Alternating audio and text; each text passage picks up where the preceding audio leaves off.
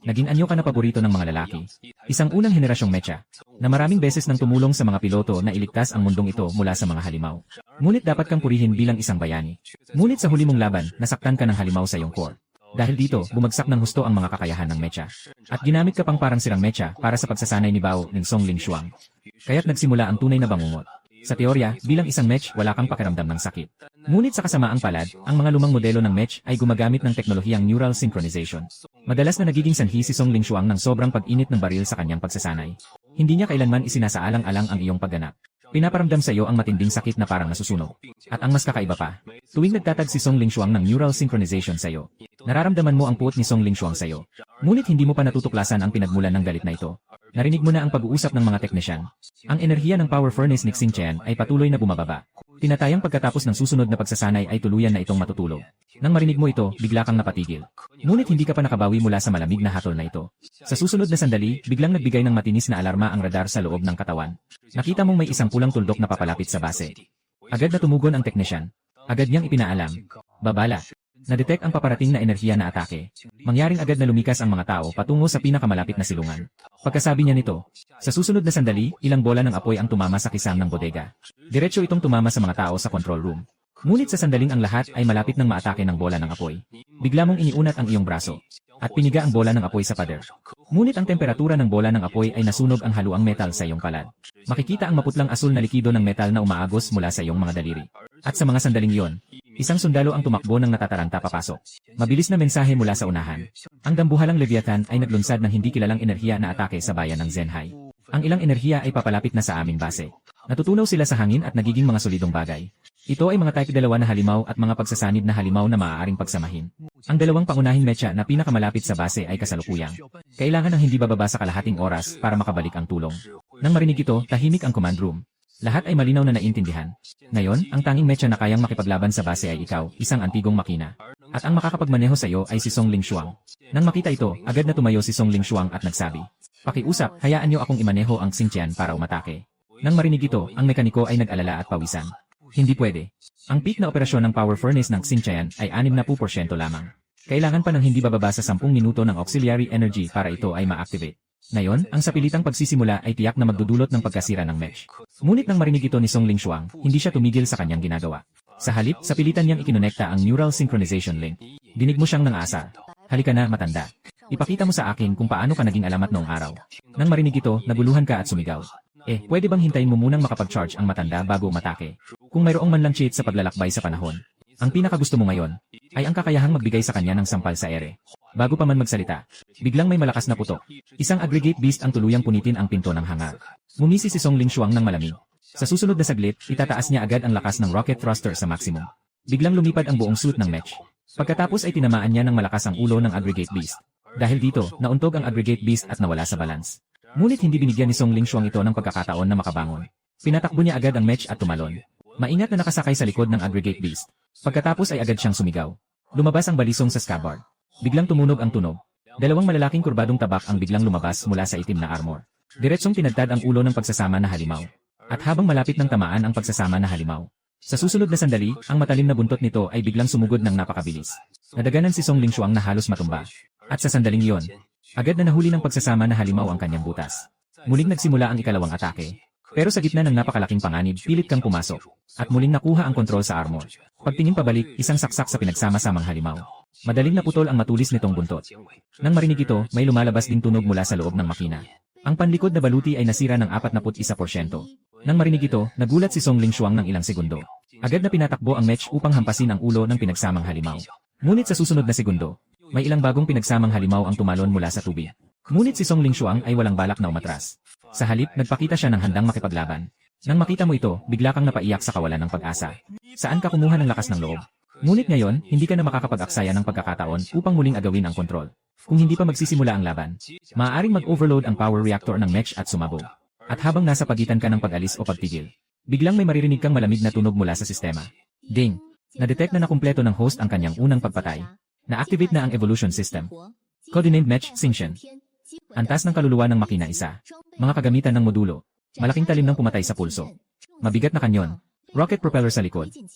Naging puntos ng ebolusyon ang mga napatay sa kasaysayan. Kasalukuyang magagamit na puntos ng ebolusyon 20,000. Maaaring ipagpalit ang mga puntos ng ebolusyon para sa mga gantimpala sa tindahan. Nang marinig mo ang boses sa iyong isipan, agad kang napuno ng saya. Kahit na medyo huli ang pag-activate ng nakakainis na sistemang ito. Pero mabuti na lang at medyo mapagbigay ito. Dahil ginawa nitong mga nakaraang karanasan ni Xingtian bilang mga evolution points.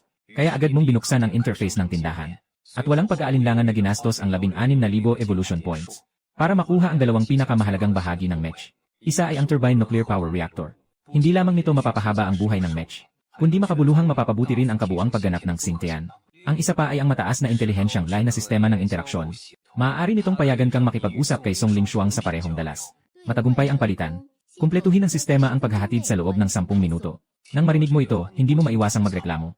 Bakit may oras pa para sa paghahatid? Hindi ba agad itong ikakabit sa katawan mo? Ang sigaw ng nagkakaisang halimaw ay nagbalik sa iyo sa realidad. Si Song Lingshuang ang nagmamaneho, pinapabilis ang takbo mo. Lock ang machine gun. Tumingin sa mata. Sa susunod na sandali, biglang pinaputok ng 2 heavy machine guns ang ulo ng nagkakaisang halimaw. Sa ilalim ng sunog ng mga baril, ang pinagsamang halimaw ay sumigaw ng masakit at bumagsak ng malakas. Mabilis na ang natitirang mga pinagsamang halimaw ay nawasak sa tulong mo at ni Song Lingshuang. Sa puntong ito, ang match ay muling nagbigay ng babala matapos makaranas ng sunod-sunod na pinsala. Nakatukoy ng malubhang pinsala sa katawan. Mangyaring agad na gumamit ng escape pod upang lumikas mula sa match. Nang makita ito, si Song Lingshuang ay napilitang kontrolin ka pabalik. Ngunit pagdating sa pintuan ng bodega ng match, muli ay nagkaroon ng matinding galaw mula sa dagat sa likuran. Agad na napansin ni General Song sa silid ng utos ang kakaiba. Agad niyang ipinaalam kay Song Lingshuang. Lingshuang, ipinapakita ng monitoring na may isang antas 4 na halimaw na hindi niyo pa nakita. Inuutusan kita na agad na umalis mula sa match. Ngunit matapos ang ilang sandali ng katahimikan, tumanggi si Song Lingshuang.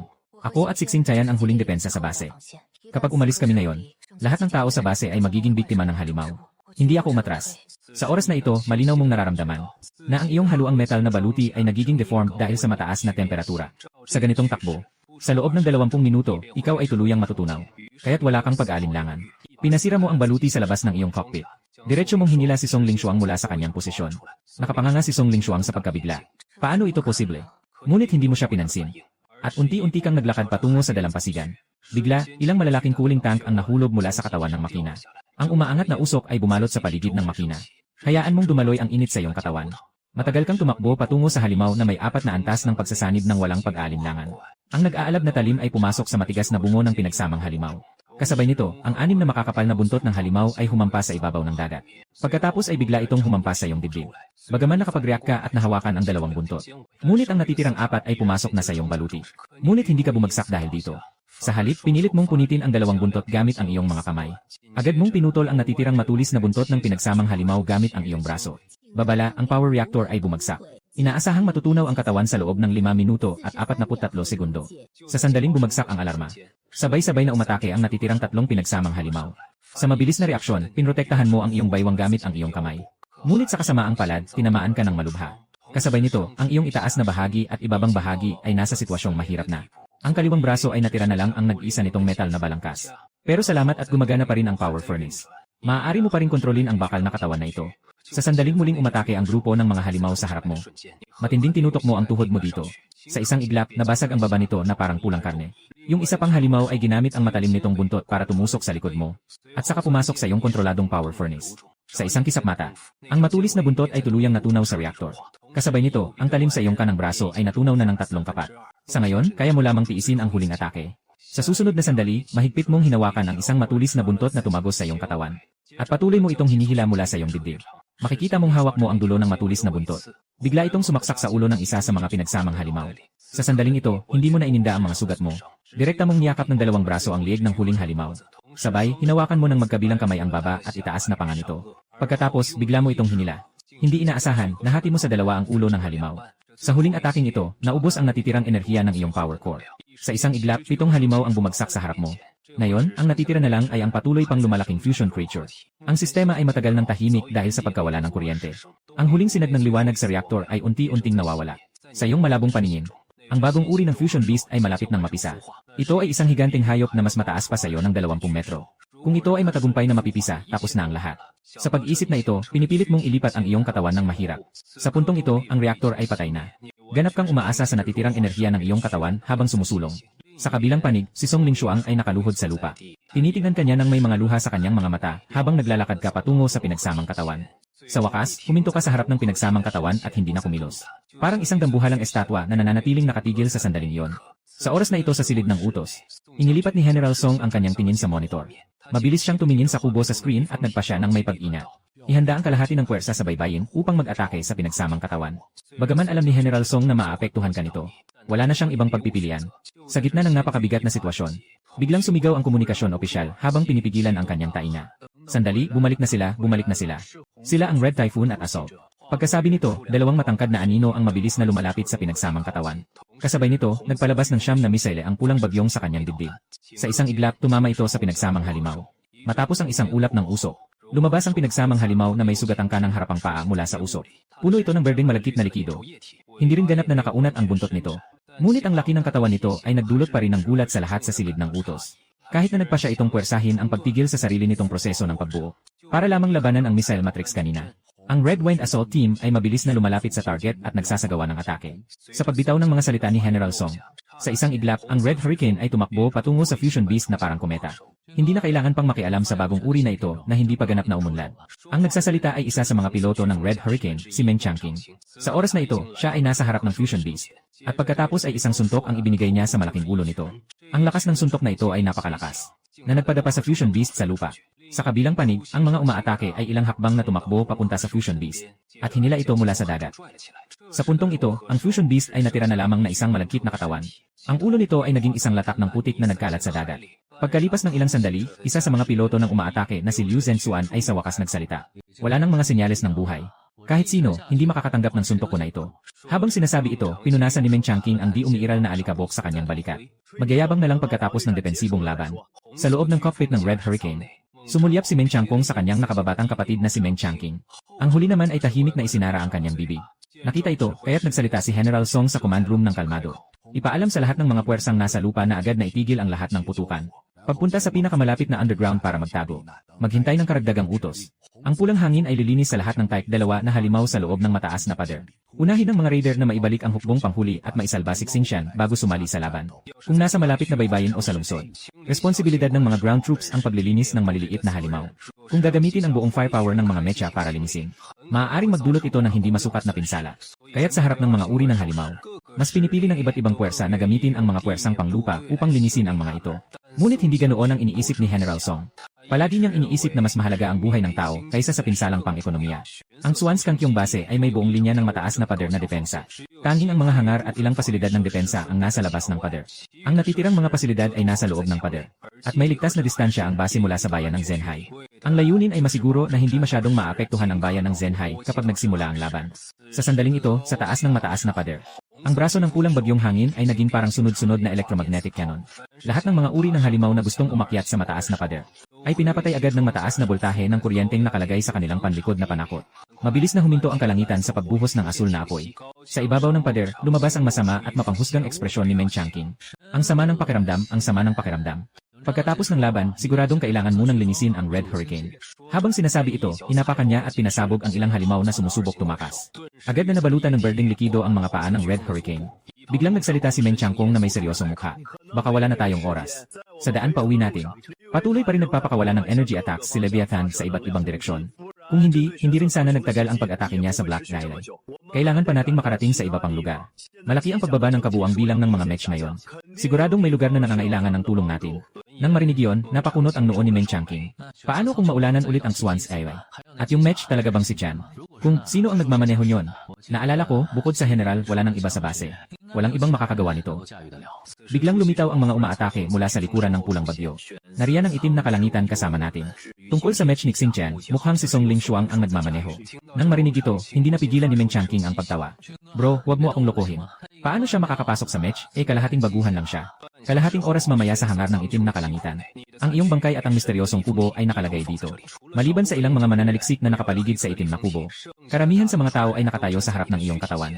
At si Song Ling Shuang ay nakahilig ng malungkot sa tabi mo. Sandali, inalis ni General Song ang tingin mula kay King Chen. At tumingin sa grupo na nagdedebat ng masigasig. Sinasabi ninyong ang bagay na ito ay ibinaba mula sa Eden. Ngunit ang League of Watchers at ang Starring League ay laging may magkaibang paniniwala. Ang hindi pagkakaroon ng labanan sa pagitan nila ay ang pinakamainam na sitwasyon. Nang atakihin ang madilim na kalangitan. Ang Eden ay tila nagpadala ng ganitong bagay mula sa ere. Hindi ba't ang kanilang teknolohiyang pang-industriya ay humihigit na sa atin? Nang marinig ito, ang pinuno ng mga mananaliksik ay hindi nakapagpigil na magkunot ng noo. Ito ay material na hindi pa namin nakita. Ang bawat bahagi nito ay napakapino na walang makitang depekto. Ang antas ng katumpakan ng paggawa ay lumampas sa aking kaalaman. Ayon sa aking kaalaman, hindi kayang lumikha ng ganitong antas ng teknolohiya ang Starring Alliance. Pasensya na, General. Sa tingin ko, hindi ito gawa ng tao. Matapos sabihin ng mga mananaliksik ang mga salitang ito, biglang nagkaroon ng katahimikan sa buong hanga. Sa puntong ito, sinira ni Song Lingshuang ang katahimikan sa hanga. Kayo, nag-aral sa isang sirang haligi ng ganitong katagal. Bakit hindi mo naisip kung paano ayusin si Xinjiang? Biglang maraming mata ang nakatuon sa batang babae na ito. Ngunit walang tumugon sa kanya. Nang makita ito, unti-unting naging emosyonal ang batang babae. Simula nang mabawin niyo siya, palagi siyang nakahiga dito. Lahat ng narito. Sino ba ang hindi nakatanggap ng buhay mula kay Xinjiang? Nang hindi pa nakakatapos magsalita si Song Lingshuang, biglang lumabas si Meng Changqing at pinutol siya. Ako at ang kapatid kong lalaki pati na rin ang buhay ng 2 sundalo. Ay hindi ibinigay ni Xinjiang. Huwag kang mag-isip na lahat ay magpapasensya sa'yo, maliit na baliw. Ngayon ay hindi panahon para sa isang memorial para sa lumang antigong ito. Sa narinig, agad na lumipat ang mga mata ni Song Lingshuang kay Meng Changqing. Sa harap ng titig ng isa, si Meng Changqing ay walang awa na nakatitig pabalik. Tinitignan ang tensyonadong atmosfera. Agad na nagalit si General Song at sinabing wasakin ito. Tama na, huwag na kayong maingay, lahat kayo ay tumahimik. May mga ekstrang piyesa ba tayo para kay Xinjiang sa base? Matagal na, may isang gitnang edad na lalaki na dahan-dahang lumabas mula sa masa. Meron pa tayong isang set na katulad ng kay Xinjiang. Ngunit luma na ang mga ito. Noong hindi pa nagre-retiro si Xinjiang, ang mga talaan ng pagpapanatili ng match ni Xinjiang ay palaging nakatago sa hanga. Pero General, talagang balak mong ayusin si Xinjiang. Napalingon si General Song nang nakangiti at tumango. Ipakita mo na para mapalitan natin kay Xinjiang. Kung may kulang pang piyesa, maglista ka at ipaalam mo sa akin.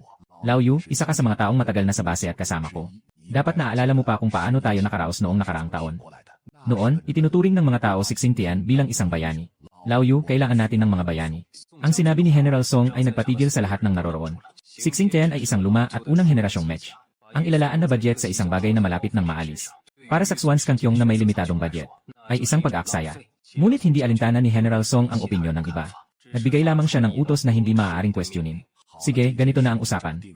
Mas matanda, pagkatapos nating maghiwa-hiwalay, dalhin mo ang tao para simulan ang pagkukumpuni. Tungkol sa iba, ilagay ang atensyon sa kubo. At pagkatapos ay isumit ito sa Omega Complex ayon sa proseso. Tingnan kung ano ang maibibigay nila sa atin mula roon. Pagkatapos ng sinabi, halatang may pag-aalinlangan ang Chief Technology Officer. Dahil alam ng lahat, na palaging minamaliit ng Omega ang mga mananaliksik sa frontline. Dahil sa napakalaking agwat ng katayuan sa pananaliksik ng dalawa. Pero ito ay isang mahalagang bagay. Hindi na panahon para sa mga personal na alitan. Habang naghahanda ang teknikal na tauhan na ilipat ang kubo sa laboratorio, biglang pinutol ni Song Lingshuang ang kanilang ginagawa. Ito ay may kinalaman kay Xinjiang. Sa kasalukuyan, hawak niya ang isang piraso ng suportang haligi ni Xinjiang na naputol na. Nang makita yon, hindi na matiis ni Meng Changqing ang nakakatawang paliwanag. Kaya't hindi na nag-atsaga, sumigaw siya ng walang pakundangan. Ano na namang kabaliwan yan? Wala namang nakaukit na pangalan ni Xinjiang sa kubo. Anong mata mo ang nakakita na may kinalaman ito kay Xinjiang? Pero hindi nagsinungaling si Song Lingshuang. Dahil nang kunin niya ang haligi. May naramdaman siyang mahina na puwersa. At ang puwersang ito ay nagmumula sa kubo. Makikita si Song Lingshuang na diretsong naglakad sa loob ng 2 metro mula sa kubo. Sa buong prosesong ito, lalong naging hindi mapakali ang suporta sa kamay ni Song Lingshuang. Nang hindi na niya makontrol at napilitan siyang bitawan. Ang punit na suporta ay parang magnet na sumalpok sa kubo. Sa susunod na segundo, biglang naglabas ng asul na liwanag ang itim na kubo. Nang makita ang hindi maganda ang sitwasyon, agad na nag-utos si General Song. Lahat, maghanap kayo ng takbuhan at humiga na. Agad na nagtago ang lahat sa likod ng mga barikada. Sa kabilang dako, sa lugar na tinamaan ng liwanag. Ang mahiwagang material na walang kahit anong puwang, ay nagsimulang humiwalay sa magkabilang panigsaanyo ng geometriya. Sa susunod na sandali, isang kakaibang ugong ang umabot sa bodega ng makina. Pagkatapos, ang kubo ay bumagsak sa napakaraming maliliit na hemetrikong anyo. At pagkatapos ay parang mga insekto na sumugod sa iyong walang laman na dibdib. Sa isang kisap mata, isang napakalaking itim na bola ang nabuo sa iyong dibdib. At mabilis na kumalat ang napakaraming masalimuot na estruktura. Sa wakas, pinagsama ang bola sa iyong natitirang katawan. Ang buong proseso ay hindi umabot ng 10 segundo. Nang ang itim na bola ay hindi na kumikilos. Dahan-dahan nang lumabas ang mga tao mula sa kanilang silungan. Pagkatapos ay nagtipon sila sa paligid ng iyong natitirang katawan. Nang lumapit ang lahat, doon nila napansin na ang itim na bola ay muling nagbago ng anyo habang pinagsasama ka. At naging anyo ng turbine nuclear power reactor. Nakikita ang eksenang ito, seryoso ang ekspresyon ni General Song. Konekta sa Omega Research Complex. Ipapadala nila agad ang mga tao dito. Ipagpapaliban muna ang plano ni Old Yu na mag-ayos. Kung ang power furnace ay nakadikit kay Xinjiang, ang magiging resulta ay hindi mapipigilan. Pansamantalang suspindihin si Xinjiang. Tingnan natin kung maaring mahiwalay ang power furnace. Kung magtagumpay ang paghihiwalay, paalisin agad si Xinjiang mula sa bagay na yan. at agad simulan ang pagkukumpuni. Huwag nang bigyan ng kahit anong pagkakataon ang bagay na yan. Pagkatapos magsalita, magalang na binigyan ni Lao Yu ng saludo si General Song. At saka siya umalis. Maya-maya, galit na tumingin si General Song kay Song Lingshuang at nagsalita. At ikaw naman, Song Lingshuang. Nais mo bang isipin ang mga kahihinatnan ng paglabag sa utos sa digmaan? Talagang nailigtas mo ang lahat. Ngunit hindi ito dahilan para sa iyong paglabag sa utos. Bilang parusa, pansamantala kitang aalisin sa iyong katayuan bilang Iron Rider. At parurusahan kitang mag-isip sa sulok ng isolation room sa loob ng 1 linggo. Kung ang iyong saloobin ay pareho pa rin sa oras na iyon. Ang iyong pangalan ay aalisin mula sa mga miyembro ng Swans Kankyong Legion. Naiintindihan mo ba? Nang marinig ito, si Song Lingshuang ay walang takot na humarap sa mga mata ng general. Naiintindihan ko. Handa akong tumanggap ng parusa. Ngunit hindi ako nagsisisi sa aking desisyon. Sa sandaling ito, sa itim na kalangitan ng silid ng pagkumpuni. Isang maingay na ugong ang nagmumula sa mga palad ng pulang bagyong. Nakatayo siya sa harap ng natitirang katawan ni Xingtian. Kasabay nito, hawak niya ang isang bagong sinding dermal cutting sword. Habang ang singaw ng hangin ay bumabalot sa nag-alboroto na katawan ng espada. Dahan-dahan itinutok ng talim ng espada ang sarili sa itim na makina ni Xingtian. Walang tunog, walang spark. Tahimik na nakadikit ang talim sa labas ng makina. Sa kabilang bahagi ng control panel, si Ina, Chris ay nag-aalala na pinapahid ang kanyang noo. Ang ginang na may ginto ang buhok sa kanyang tabi ay umuungol din. Ang ginagawa nila ay pag-aksaya ng oras. Agad na inalis ni Meng Changkong ang Taias Word mula sa labas ng power furnace. Kung magpapatuloy ito, hindi lamang ang Taias Word ang nasa panganib na mabasag. Maging ang braso ng Red Hurricane ay maaaring mabali. Makipag-ugnayan kay General Song ngayon na. Pagkalipas ng 10 minuto, dumating si General Song kasama ang kanyang grupo sa control panel. Ang Xingshan ay isang lumang modelo ng customized match. Ang disenyo noon ay hindi pa ganap na nabuo. Kailangan ng manu-manong pagkonekta sa match system. Gamitin ang kuryente upang simulan ang nuclear power reactor. Ipinaliwanag ni General Song kina Chris. Nakita ito ni Chris at nagbigay ng angkop ng ngiti. Hindi mo akalain na ganito kaalam ang General sa mecha. Maaaring magtagal kami ni Nina sa Dark Light ng kaunti pang panahon. Pasensya na, General, sa abala. Sumagot si General Song ng may ngiti. Siyempre, matagal nang walang bisita sa Dark Light. Sana'y maintindihan niyo ang aming hindi magandang pagtanggap. Sa loob ng observation window na ito, maraming mga linya ang nakakabit na sa iyong katawan. Nakatayo si Lao Yu sa harap ng elevator at patuloy na inaayos ang enerhiya. At nang hinilan niya ang lever para simulan ang ignition program. Biglang nagliwanag ang mga linya na dati ay madilim. Unti-unting naririnig ang ingay ng mga mekanikal na pag-ikot. Kasabay nito, nagsimula ring lumiwanag ang itim na power furnace. Nang akala ng lahat ay maayos ang lahat. Biglang nagbigay ng babala ang sistema. Sa kritikal na sandali, napansin ni Lao Yu na may bahagyang puting liwanag na kumikislap sa iyong dibdib. Iyon ang iyong reserbang visual module. Sa sumunod na sandali, sumagi sa isip niya ang mga eksena ng iyong kusang pagkilos. Ibig bang sabihin ay buhay si Xingtian? Kasabay nito, sa loob ng selda ng pagkakakulong. Si Song Lingshuang ay nakaluhod, nakapulupot ang mga kamay sa likod ng mga tuhod niya. Para sa kanya, hindi malaking bagay ang ikulong ng mag-isa. Ang pagiging mag-isa ay isang natatanging katangian niya. Pero malungkot pa rin si Song Lingshuang. Tuwing ipipikit niya ang mata, lahat ng nasa isip niya ay ang huling laban mo. At bilang isang piloto, tanging malayo lang siyang nakatingin sa lahat ng ito mula sa hangar. Kung hindi ako, hindi aabot si Xingtian sa ganitong kalagayan. Kung mas maingat sana ako noong nagsasanay. Habang tahimik na nagsisisi si Song Lingshuang, biglang binuksan ang pinto ng kulungan mula sa labas. Makikita mong may 3 armado na tagapagbantay na may dalang taser. Sa isang iglap, pinaligid nila ang batang babae na nakaupo sa lupa. Si General Song ay sinasabi na pumunta ka na ngayon sa hangar para makipagkita sa kanya. Sinabi nilang dahil ito sa kaso ni Xingtian. Pakiusap, tumayo ka agad at sumama sa amin. Nang marinig ito, nagliwanag ang mga mata ni Song Lingshuang at agad siyang tumayo. Mabilis siyang sumunod sa mga bantay papunta sa direksyon ng hangar. Tumakbo sila ng kaunti at halos 10 minuto bago makarating sa hangar. Pagkapasok pa lang sa pinto, dumiretso si Song Lingshuang sa bintana ng obserbasyon. Mahigpit niyang idinikit ang 2 kamay sa salamin. Sa mga sandaling iyon, si Xingtian ay mukhang wasak pa rin. Ngunit ang reaktor sa kanyang dibdib ay tumatakbo ng buong bilis. Ano ang ginawa ninyo sa kanya? Ito ang pinakakinatatakutan ni Song Lingshuang na makita. Ngunit hindi balak ni General Song na hayaan si Song Lingshuang na magpatuloy. Kaya't agad niyang pinasumari ang mga teknikal na tauhan tungkol sa kasalukuyang sitwasyon.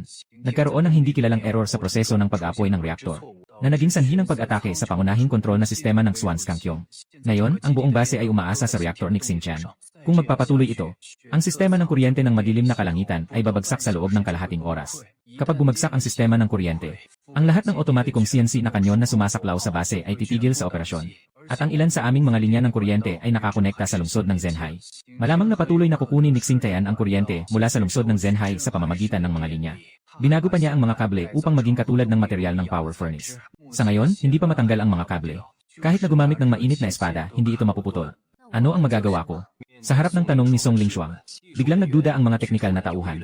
Sa huli, si Irai, Chris ang nagpatuloy ng usapan. Ngayon, ang pangunahing kontrol na sistema ng base ay lubos na naabala. Hindi namin maaring baguhin ang circuit gamit ang CNC na paraan. At hindi rin namin kayang putulin ang supply ng kuryente sa maikling panahon. Ayon sa huling log na naipadala bago mag-collapse ang sistema. Ang senyales ng pag-atake ay nagmula kay Xingtian. Kailangan nating magkaroon ng tao na makipag-ugnayan sa kanya sa neural na paraan upang maresolba ang problema mula sa loob. Hindi ito basta-basta neural synchronization. Wala talagang sistema ng intelihensya si Xingtian. Pero ang senyales ng pag-atake ay nagmula sa kanya. Ibig sabihin, may problema ang power furnace na yon. Maaaring ito ay may kamalayan sa sarili. At ikaw ang pinakamainam na tao para dito. Kaya, ang reaksyon ni Song Lingshuang ay kalmado na labis na hindi inaasahan ng lahat. Itinuro ng teknisyan ang labas sa Xingtian. Akala mo ba isa lang ang panganib na ito? Buksan mo ang iyong mga mata at tingnan ang itsura nito. Si Xingtian ay isa ng nabansot na katawan.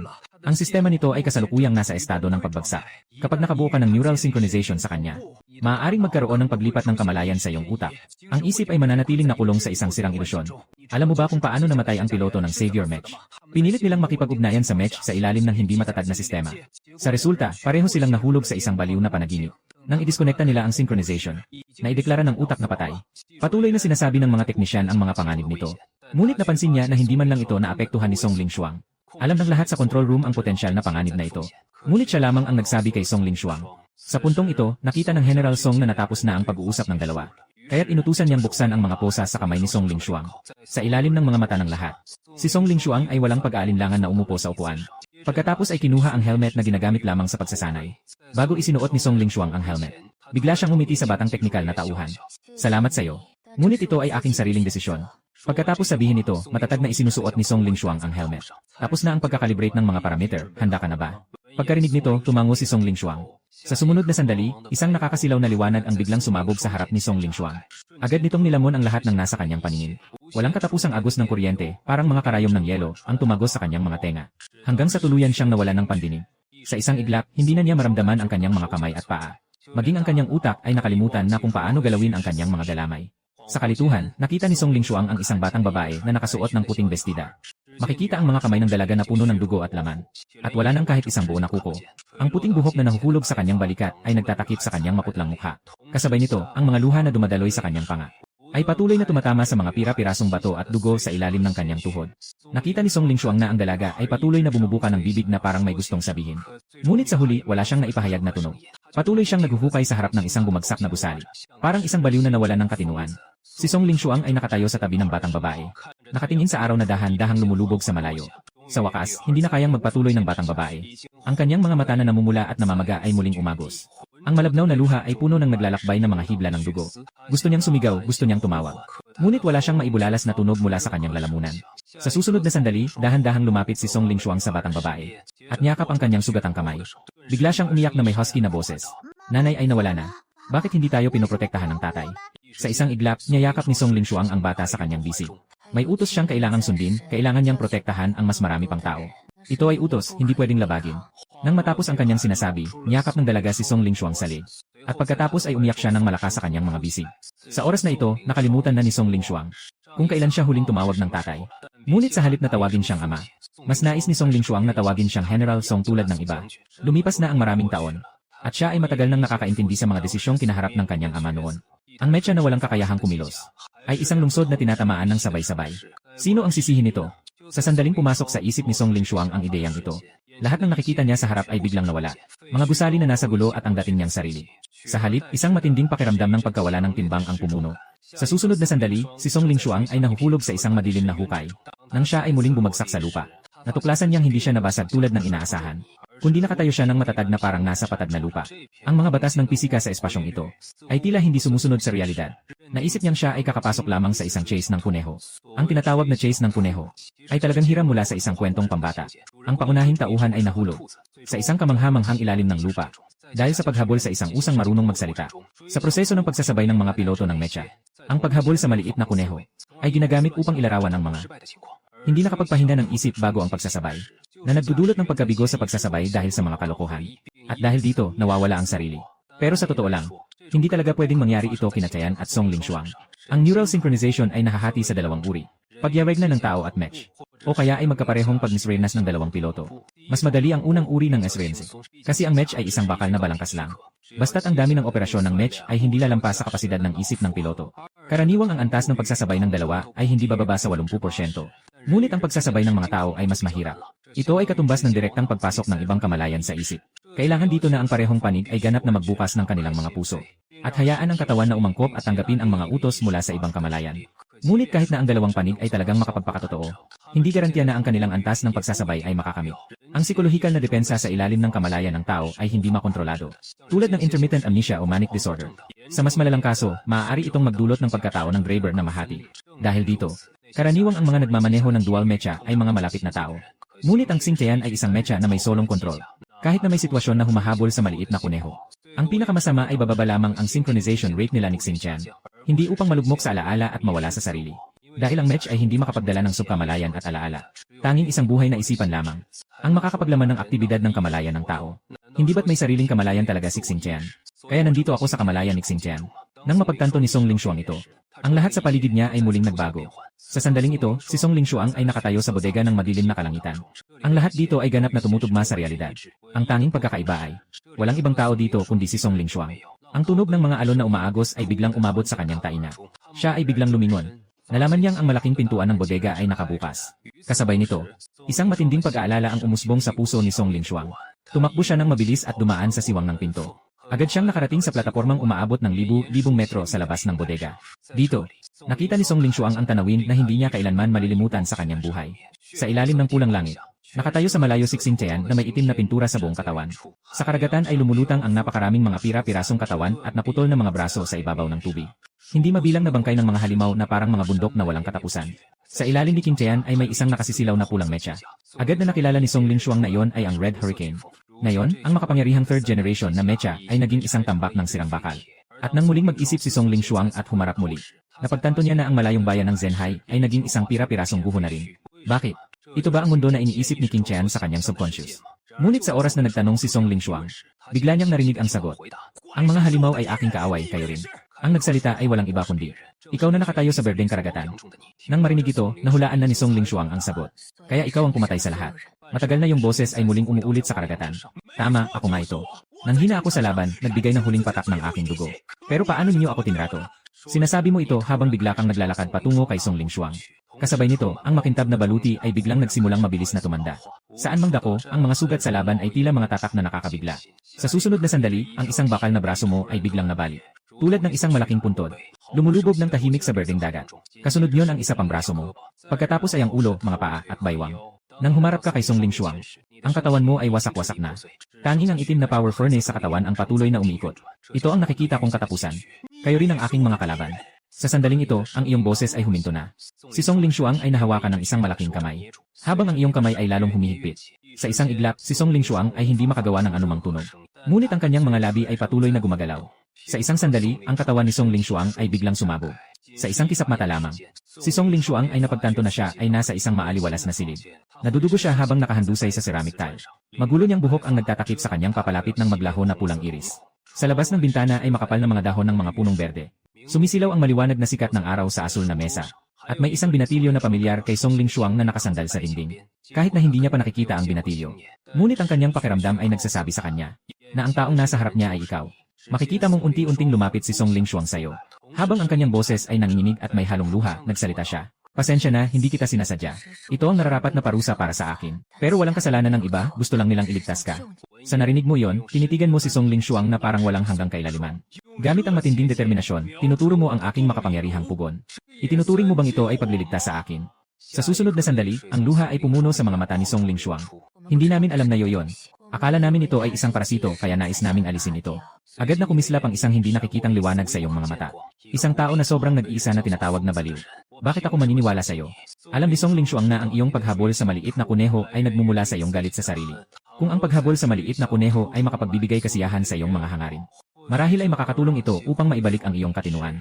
Siyempre, nangangahulugan din ito na ang aking kamalayan ay tatamaan ng malubha. At magpakailanman ay mawawala sa espasyong ito. Matapos pag-isipan ng lahat, biglang sinabi ni Song Lingshuang, wala akong sinumang saksi. Ngunit maaari mong suriin ang aking alaala. O patayin mo ako. Sa sandaling si Song Lingshuang ay malapit ng pumikit. Muli ay nagbago ang espasyo. Ngunit mas marahas ang paraan ng pagbabagong ito ngayon. Kasabay ng paglitaw ng unang bitak sa labas ng bintana. Sunod-sunod ang mga inday ng pagkabasag. Para bang isang salamin ang buong espasyo na nabasag. Sa huli, naging mga bituin na nagliliparan sa hangin. Sa oras na ito, nakatayo ang dalawa sa isang malinis na espasyo. Matagumpay na nakalog inanglay, malugod na tinatanggap sa sistema ng ebolusyon. Nagre-retrieve ng log ng makina. Hindi pa umabot sa 1 minuto matapos ang tunog ng sistema. Biglang sumagi sa isip mo ang lahat ng naranasan mo sa panahong ito. Kabilang ang lahat ng nangyari sa iyo at kay Song Lingshuang habang hinahabol si Xiao Mian. Sa kasalukuyan, ang iyong power furnace ay sumisipsip ng kuryente mula sa buong base. Ngunit sa ngayon, hindi mo talaga maramdaman ang presensya ng power furnace. At hindi mo ito makontrol. Dahil nawalan ka ng koneksyon sa pakiramdam sa katawan. Kaya't pagkatapos otomatikong na-install ang power furnace. Nakasalalay lang ito sa autonomous na operasyon ng intelligent system. Ang pangunahing sanhi ng problema ay nasa kalagayan ng makina. Dahil sa eksperimento ni Chris Bot na hiwain ang makina, direktang itinuring ng intelligent system ang Black SAE base bilang kalaban. Kaya nag-trigger ito ng mekanismo ng proteksyon ng soul. Ito rin ang pangunahing dahilan kung bakit galit ka kay Xiao Mian habang hinahabol mo siya. May dalawang paraan para maibalik ang koneksyon. Una, ay ang makumpleto ang pagkumpuni ng makina ng higit sa 50%. Pangalawa ay dalhin ang iyong kamalayan palayo sa katawan para sa panlabas na koneksyon. Tanging ang dalawang paraang ito ang otomatikong magbabalik ng koneksyon sa pag-unawa. Ang unang paraan ay tiyak na hindi na sapat ang oras. Sa wakas, ang buong sistema ng kuryente ng madilim na kalangitan ay bumagsak. Matapos mag-isip, nakipag-usap ka kay Song Lingshuang tungkol sa kasalukuyang sitwasyon. Kaya ngayon, ang tanging paraan ay gamitin mo ang data storage device para dalhin ang aking kamalayan palabas. At ibalik mula sa labas ang koneksyon ko sa katawan. Mataas ang panganib para sa ating dalawa. Ang kabuang oras ng proseso ay 10 segundo lamang. Kung lumampas ka sa oras, mawawala ka sa mundong ito. Agad na nagpasya si Song Lingshuang kung ano ang dapat gawin. Bagaman hindi niya nauunawaan ang ganitong abstract na pahayag. Hindi ito naging hadlang sa kanya upang sundin ang mga hakbang. Nakita ito, kaya't nagsimula kang ipaliwanag ng sunod-sunod. Una, kailangan kong pilitin na putulin ang neural synchronization. Sa ganitong paraan, magkakaroon ng panandali ang natitirang koneksyon sa pagitan natin. Pagkatapos, hanapin ang interface na makakakonekta sa pangunahing kontrol ng sistema. Susunod, ikonekta ang interactive device. Sa huli, hintayin mo lang akong muling kumonekta sa katawan. Ngunit kailangan kong ipaalala sa iyo. Ang sapilitang pagputol ng neural synchronization ay magdudulot ng malaking epekto sa iyong mga neural na bahagi ng utak. Maaaring magdulot ng lightheadedness, pagsusuka, o pansamantalang tinnitus. Kung malala, posibleng mawala ng malay, shock, o masira ang hippocampus. Nakapagdesisyon ka na ba? Nang marinig ito, huminga ng malalim si Song Lingshuang. Sinubukan niyang magmukhang relaxed. Naniniwala ka ba sa akin? Sa narinig, nakatungo lang siya at tumango. 3, 2, 1. Simula. Nang matapos ang tunog, sabay na nawala si Song Lingshuang at ikaw sa espasyo. Muli na namang umabot sa kanyang tainga ang pamilyar na tunog ng alarma. Nang ang kamalayan ni Song Lingshuang ay bumalik sa kanyang katawan. Ang matinding reaksyong pang-emergency ay mas matindi pa kaysa sa kanyang inaasahan. Nararamdaman niyang parang pinapaikot ang kanyang utak. Sa ilalim ng matinding pagkahilo at sakit ng ulo. Nahihirapan si Song Lingshuang na hilahin ang interaktibong aparato sa likod ng helmet. Pagkatapos, pinilit niyang tumayo kahit na siya ay nanginginig. Sa oras na ito, naubos na niya ang 3 segundo. Ano ang ginagawa mo? Naayos mo na ba ang problema? Bahagyang narinig ni Song Lingshuang ang tanong ni EC Chris sa kanya, ngunit wala siyang oras para makipag-usap sa kanya. Ang port ng smart terminal ay wala pang isang hakbang mula sa kanya. Mayroon pa siyang 4 na segundo. Kakaangat lang ni Song Lingshuang ng kanyang kaliwang paa. Ngunit nawalan siya ng balanse at natumba papunta sa harap. Sa oras na yon, ang teknisyan na nagbigay ng babala sa kanya ay tumakbo papunta sa kanya. Sa isang iglap, nahawakan niya ang katawan ni Song Lingshuang na malapit ng mahulog. May natitirang 2 segundo. Sa wakas, ginamit ni Song Lingshuang ang lahat ng kanyang lakas. Ipinasok ang interaktibong aparato sa port. Matapos gawin ang huling kilos na ito, si Song Lingshuang ay tuluyan nang nawalan ng malay. Ang oras ay lumilipas ng dahan-dahan. Ang alarma ay patuloy na umaalinggaw sa loob ng mataas na pader. Sa ilalim ng langit ng gabi, ang buong madilim na langit ay parang isang unti-unting namamatay na apoy. Sa oras na yon sa command room, si EA Chris ang unang sumira sa nakababahalang atmosfera. Bakit pa rin kumukuha ng enerhiya si Xinjiang? Anong ginagawa niya? Una ay pilit na pinutol ang neural synchronization. Pagkatapos ay isang salita lang, isaksak ang interactor sa port. Habang nagsasalita, tinignan niya ng matalim si Song Lingshuang na nakahiga sa upuan, di na gumagalaw. Maghintay pa tayo. Pinigilan ni General Song ang emosyon ni AI. Chris, at tahimik na tiningnan ang orasan sa dingding. May natitirang 2 minuto. Ang buong base ay tuluyang malulubog sa dilim. Sa oras na ito, matagumpay mong naibalik ang koneksyon ng iyong pakiramdam. Ngunit ito ay simula lamang ng isa pang bangungot. Sa sandaling muling nagkaisa kayo ni Xinjiang. Nagsimula ang iyong kamalayan na magkaroon ng pagkakaiba-iba sa pakiramdam. At muli kang nahulog sa paghahanap kay Xiao Mian. Ang eksenang ito ay nasa mundo ng Earth. Ngunit bumalik ka na parang isang bakal na katawan. Agad na nagkaroon ng gulo sa mundo ng oras. Lahat ay nagsusunggaban na talakayin ang napakahalagang bagay na ito. Dahil ikaw ay isang match na may pag-isip ng tao. Lahat ay umiwas sa iyo ng may paggalang. Mga pasaway na bata kahit na nagtatapon ng mga bato sa iyo. Sa ganitong paraan, naglakbay ka ng mag-isa ng matagal at malayo. Sa wakas, narating mo ang pamilyar na lungsod. At natagpuan mo ang pamilyar na pintuan. Ngunit ang iyong daliri ay nanatiling nakatigil sa harap ng pinto at hindi tumama. Tumingin ka ng malungkot sa nakadikit na simbolo ng swerte sa pinto ng ilang beses. Sa wakas, naguguluhan akong bumaba ng hagdan. Nang makarating ka sa pintuan ng unit, nasalubong mo ang taong gusto mong makita ngunit hindi mo kayang harapin. Sa susunod na segundo, biglang inihagis ng iyong ina ang lahat ng hawak niya. Bigla siyang tumakbo at niyakap ang iyong malamig na katawan. Habang ang iyong ama ay tahimik na inalis ang kanyang salamin. Pagkatapos ay pinunasan niya ang mga malabong luha sa kanyang mga mata. Maligayang pagbalik sa bahay, anak. Bigla kang nagising mula sa alaala. Kasabay nito, patuloy na umuusbong ang mga tanong sa iyong isipan. Ano ka ba, kaluluwa ng makina o siksing tiyan? Ito ba ang ikaw? Pagkatapos ng sandali, matatag mong pinabulaanan ang iyong kausap. Ano man ang maging anyo ko, ako'y laging siyok-siyaw. Pagkatapos ng mga salitang iyon, nawala ang mga tanong. Sa isang iglap, ang lahat ng piraso ay nag-isa. Pagkatapos ay naging isang lumulutang na anyo sa ulap. Agad kang nilamon ng isang napakasilaw na liwanag. Sa kabilang panig, si Iray. Chris ay handang pilitin si Song Ling Shuang na magising. Biglang tumigil ang nakakabinging alarma. Naging normal na ang pangunahing sistema. Ang sistema ng kuryente ay unti-unting bumabalik sa operasyon. Ang kapangyarihan ng reaktor ni Xingtian ay umabot na sa normal na antas. Maliban sa hindi ma-access ang malalim na data sa system log. Lahat ng dokumento ay naka-encrypt ng hindi kilalang algorithm. Ang lahat ng iba ay maayos, nagtagumpay tayo. Masayang nakatingin ang mga teknikal na tauhan sa data panel. Sa puntong ito, may pagdududa si Iray. Chris, nandoon pa si Xingtian. Maaaring magkaroon ng problema anumang oras. Kailangan kong malaman. Ano talaga ang naranasan ng batang iyon sa neural synchronization? At kung bakit nagsimula ng kusa si Xingtian? Bago pa man siya kumilos, agad siyang tumayo. Dahil posibleng may sariling kamalayan si Xingtian. Nakita na ito sa mga naunang record ng simulation ng labanan. Ang problema ay hindi si Xingtian, kundi ang power furnace. Hindi ba sinubukan na ninyong hiwalayin ang power furnace dati? Ano ang naging resulta? Na-quiet si Iray. Chris sa tanong na ito. Para bang ito'y nagtatawa sa kanya at sa kakayahan ng kanyang katulong. Nang makita ito, hinigpitan ni Dr. Chris ang kanyang kamao. Ayon sa inyong sinasabi, isang match ay maaaring maging buhay na parang tao. Kung gayon, ang halaga ng pananaliksik nito ay tiyak na makapagbabago sa buong teknolohiya ng tao. Sige, tapusin na natin ang komedya ngayong araw. General Song, pakiusap, ihanda mo na ang katawan ni Xingtian ngayong gabi. Bukas-bukas namin itong dadalhin sa headquarters para sa pag-aaral. Habang sinasabi nito, niyayakap ni Chris si Nina sa balikat. Pagkatapos, sa harap ng lahat, sabay silang naglakad papunta sa pintuan. Ngunit isang salita ni General Song ang nagpatigil sa kanila. Pasensya na, Iray. Chris, hindi ko pwedeng hayaan mong dalhin si Xingtian. Nang marinig ito, nagalit si Chris. General Song, huwag mong kalimutan. Ayon sa mga regulasyon ng paghahati ng tungkulin ng mga tagapagbantay, ang Omega Research Complex ay may unang karapatan sa anumang bagay, at mga teknolohiyang halimbawa na hindi pa natutuklasan. Gayunpaman, si General Song ay nanatiling seryoso ng magsalita. Sa harap ng command room, kakatanggap ko lang ng tawag ng tulong mula sa base ng United Front. Sila ay inatake ng alon ng mga halimaw mula sa Storm Sea. Kasama ring inatake ang Golden Gate at Red Fortress.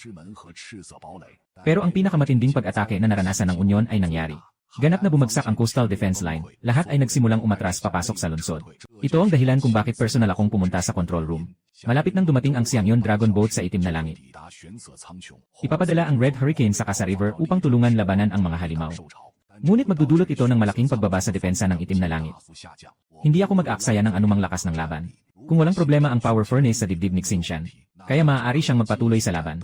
Nang marinig ito, tila huminto ang hangin sa paligid.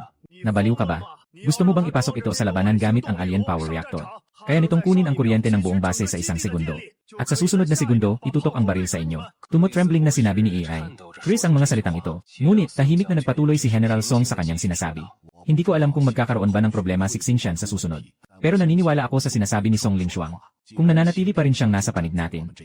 Ibig sabihin, isa pa rin siya sa mga miyembro ng Xuan si Kang Kyong. Hindi siya isang bagay na hindi pa nadidiskubre gaya ng sinasabi niyo. Ang pahayag na ito ay tiyak at walang duda. Mga baliw, babalik tayo agad sa headquarters para report ang sitwasyon.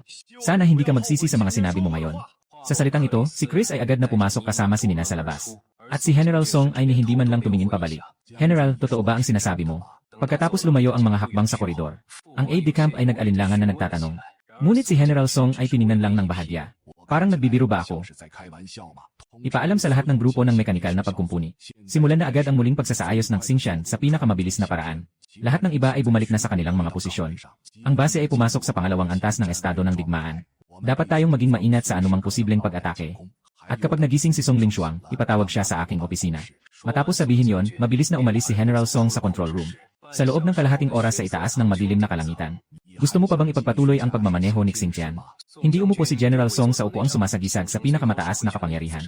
Sa halip, umupo siya kasama si Song Ling Shuang sa sofa. Si Xingtian ay buhay, hindi niya kailangan ng tagapagpatakbo. Inamin ni Song Ling Shuang ang katotohanan ito. Kahit na maaaring mawala siya sa kanyang match. Ngunit, sinabi ni General Song ang isang nakakagulat na sagot. Kaya, pansamantala kang maging tagapagpatakbo ni Xingtian. Bagaman naniniwala ako sa sinasabi mo. Hindi mo maipakita ang ebidensyang walang problema si Xingtian. Kailangan kong mag-ingat bago yon. Ikaw lamang ang nakakaalam sa iniisip ni Xingtian. Sa ngayon, ikaw ang magiging tagapagtanggol niya. Pagkatapos ng sandali, nagbigay ng sagot si Song Ling Shuang. Sige, pumapayag ako. Nang marinig ito, umiti si General Song ng malamig. Alam ko na sasang-ayon ka. Kaya maghanda ka na ngayon. Mayroon akong isang misyon para sa'yo. Hindi na kayang labanan ni Xing Tian ang mga halimaw ngayon. Kaya gusto kong dalhin mo siya sa tahimik na libingan para sa isang pag-upgrade. Mula nang muling mabuo si Xing Tian sa Xuan Skankyong. Nalaman ni Song Lingshuang mula sa iyo ang tungkol sa function na otomatikong pagmamaneho. Sa madaling salita, ito ay tungkol sa ilang simpleng galaw. Maaari mong palitan si Song Lingshuang upang makumpleto. Ngunit ang kasalukuyang Xing Tian ay hindi mo naman talaga kontrolado. Ito ay ang holographic intelligent la interactive system na in-order mo mula sa mall ang nagmamaneho. Habang nag-iisip ka, biglang nagreklamo si Song Lingshuang sa loob ng cockpit. Bakit ang Red Hurricane ay pwedeng sumakay sa Dragon Boat? Kailangan nating maglakad ng mag-isa. Sa bagay na ito, wala ka nang magagawa kundi humikbi. Dahil pupunta kami sa tahimik na sementeryo para mangolekta ng basura. Sila ay pupunta sa ekspedisyon. Sinasabi ng tahimik na sementeryo na ito ay isang junkyard ng mga mecha. Ang mga mecha na nasira dahil sa iba't ibang dahilan ay ipinapadala ng iba't ibang bansa doon para disassemble at i-recycle. Nang marinig ko ang sinabi mo, hindi na nag-alinlangan si Song Lingshuang. Dahil siya lamang ang nakakaalam na ang pag-upgrade na ito ay gamit ang pera mula sa Xuan Skankyong na pangligtas. Habang nag-uusap ng pribado sina Song Lingshuang at General Chen, nalaman niya ang malaking presyon na kinakaharap ng Xuan Skankyong. Kamakailan, napakahigpit ng pondo ng Xuan Skankyong. Kung ipadala si Song Xinshan sa pabrika ng digmaan para sa isang regular na pag-upgrade, direkta itong magdudulot ng pagkabangkarot ng Xuan Skankyong sa susunod na buwan. Kaya't naghanap ng ibang paraan si General Song. At nag-order ng isang buong set ng mga bahagi ng ikatlong henerasyon ng mech mula sa tahimik na libingan. Bagaman hindi ito kasing ganda ng regular na pag-upgrade mula sa pabrika ng digmaan. Ngunit sapat na upang tumaas ang lakas ng digmaan ni Xing Tian ng ilang antas. Ang tahimik na libingan ay orihinal na nasa ilalim ng pangangalaga ng aming hukbo. Ngunit nang ito'y ipinasok sa kontrata. Ayon sa kasunduan, kapag bumibili kami, kaunti lamang ang diskwento. Hindi kami makakakuha ng libre. Habang sinasabi ito, hindi mapigilang umusli ang labi ni Song Lingshuang. At hindi ka tumugon, kundi lumingon sa kabilang bahagi ng dagat. Dahil dito, hindi mapigilang tumigas ng katawan ni Song Lingshuang. At laging handa na kontrolin si Xing Tian upang iwasan ang mga posibleng panganib. May nangyayari ba? Ang kanyang tingin ay lumipat sa holographic interface na lumulutang sa hangin. Habang ang mga alon sa radar ay kumakalat mula kay Xing Tian patungo sa labas. Lalong nakaramdam ng kakaiba si Song Lingshuang. Walang banta na na-detect ng energy radar. Matagal na nag-isip, dahan-dahan kang naglabas ng isang pangungusap. Nagbago ang direksyon ng hangin. Nang marinig iyon, si Song Lingshuang ay nagkaroon ng isang mukha na puno ng itim na linya. Tila ang isip mo ay tinamaan ng hangin, ano? Dito sa tabi ng dagat, hindi normal na walang hangin. Ayaw na ni Song Lingshuang na makipagtalo sa iyong medyo nerbiyosong ugali. Kaya't agad niyang tinanggal ang driver. Pagkatapos ay pinanatili ang kontrol kay Xingshan habang nagpapatuloy sa paglalakbay. At hindi mo na siya pinagtalunan pa. Ngunit para sa kaligtasan, agad mong binuksan ang pahina ng mall. Balak mong mag-upgrade sa liblib na libingan bago maghanap ng kulang. Pero ngayon, kailangan mong siguraduhin muna na walang mangyayaring masama sa daan. Matagumpay na napalitan, salamat sa inyong pagtangkilik. Siguradong ligtas na ito ngayon. Di inaasahang lapit na sila sa kanilang destinasyon. Unti-unting lumalakas ang mainit na ilaw sa iyong paningin. Sa loob ng matataas na pader, may ilang matataas na tor na nakatayo. Nakita ang eksenang ito, hindi napigilan ni Song Lingshuang na mapalawak ang kanyang mga mata. Ito ba ay pamilihan o isang recycling station? Ito ang kanyang unang pagbisita sa tahimik na libingan.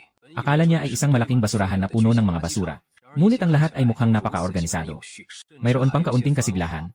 Habang papalapit kayo sa tahimik na libingan, ang mga tao sa daungan ay napansin ang dalawa. Biglang pumasok lahat sa loob ng pader. Bago pa man makapasok ang lahat ng toreta, nakaangkla na ang mga ito sa inyo. Tumigil kayo, kung hindi, agad kaming magpaputok. Ibigay ang iyong numero at impormasyon. Sabihin mo ang layunin mo dito. Malakas ang tono ng kausap sa komunikasyon, tila nag-ingat. Nang makita ang sitwasyon, agad na huminto si Song Lingshuang. D001 na match, piloto si Song Lingshuang. Nasa ilalim ng base ng Xuan Skankyong ng bansa ng Qian. Dumating dito upang i-upgrade ang aking match. Hindi ba nagbigay ng abiso si General Song sa inyo, maghintay? Sa kabilang dako, ang komunikasyon ay pumasok sa maikling katahimikan. Mukhang nagkukumpirma ng katotohanan ng impormasyon. Pagkalipas ng ilang sandali, muling umingay ang komunikasyon. May problema sa impormasyon ng iyong driver. Mangyaring maghintay sa iyong kinaroroonan.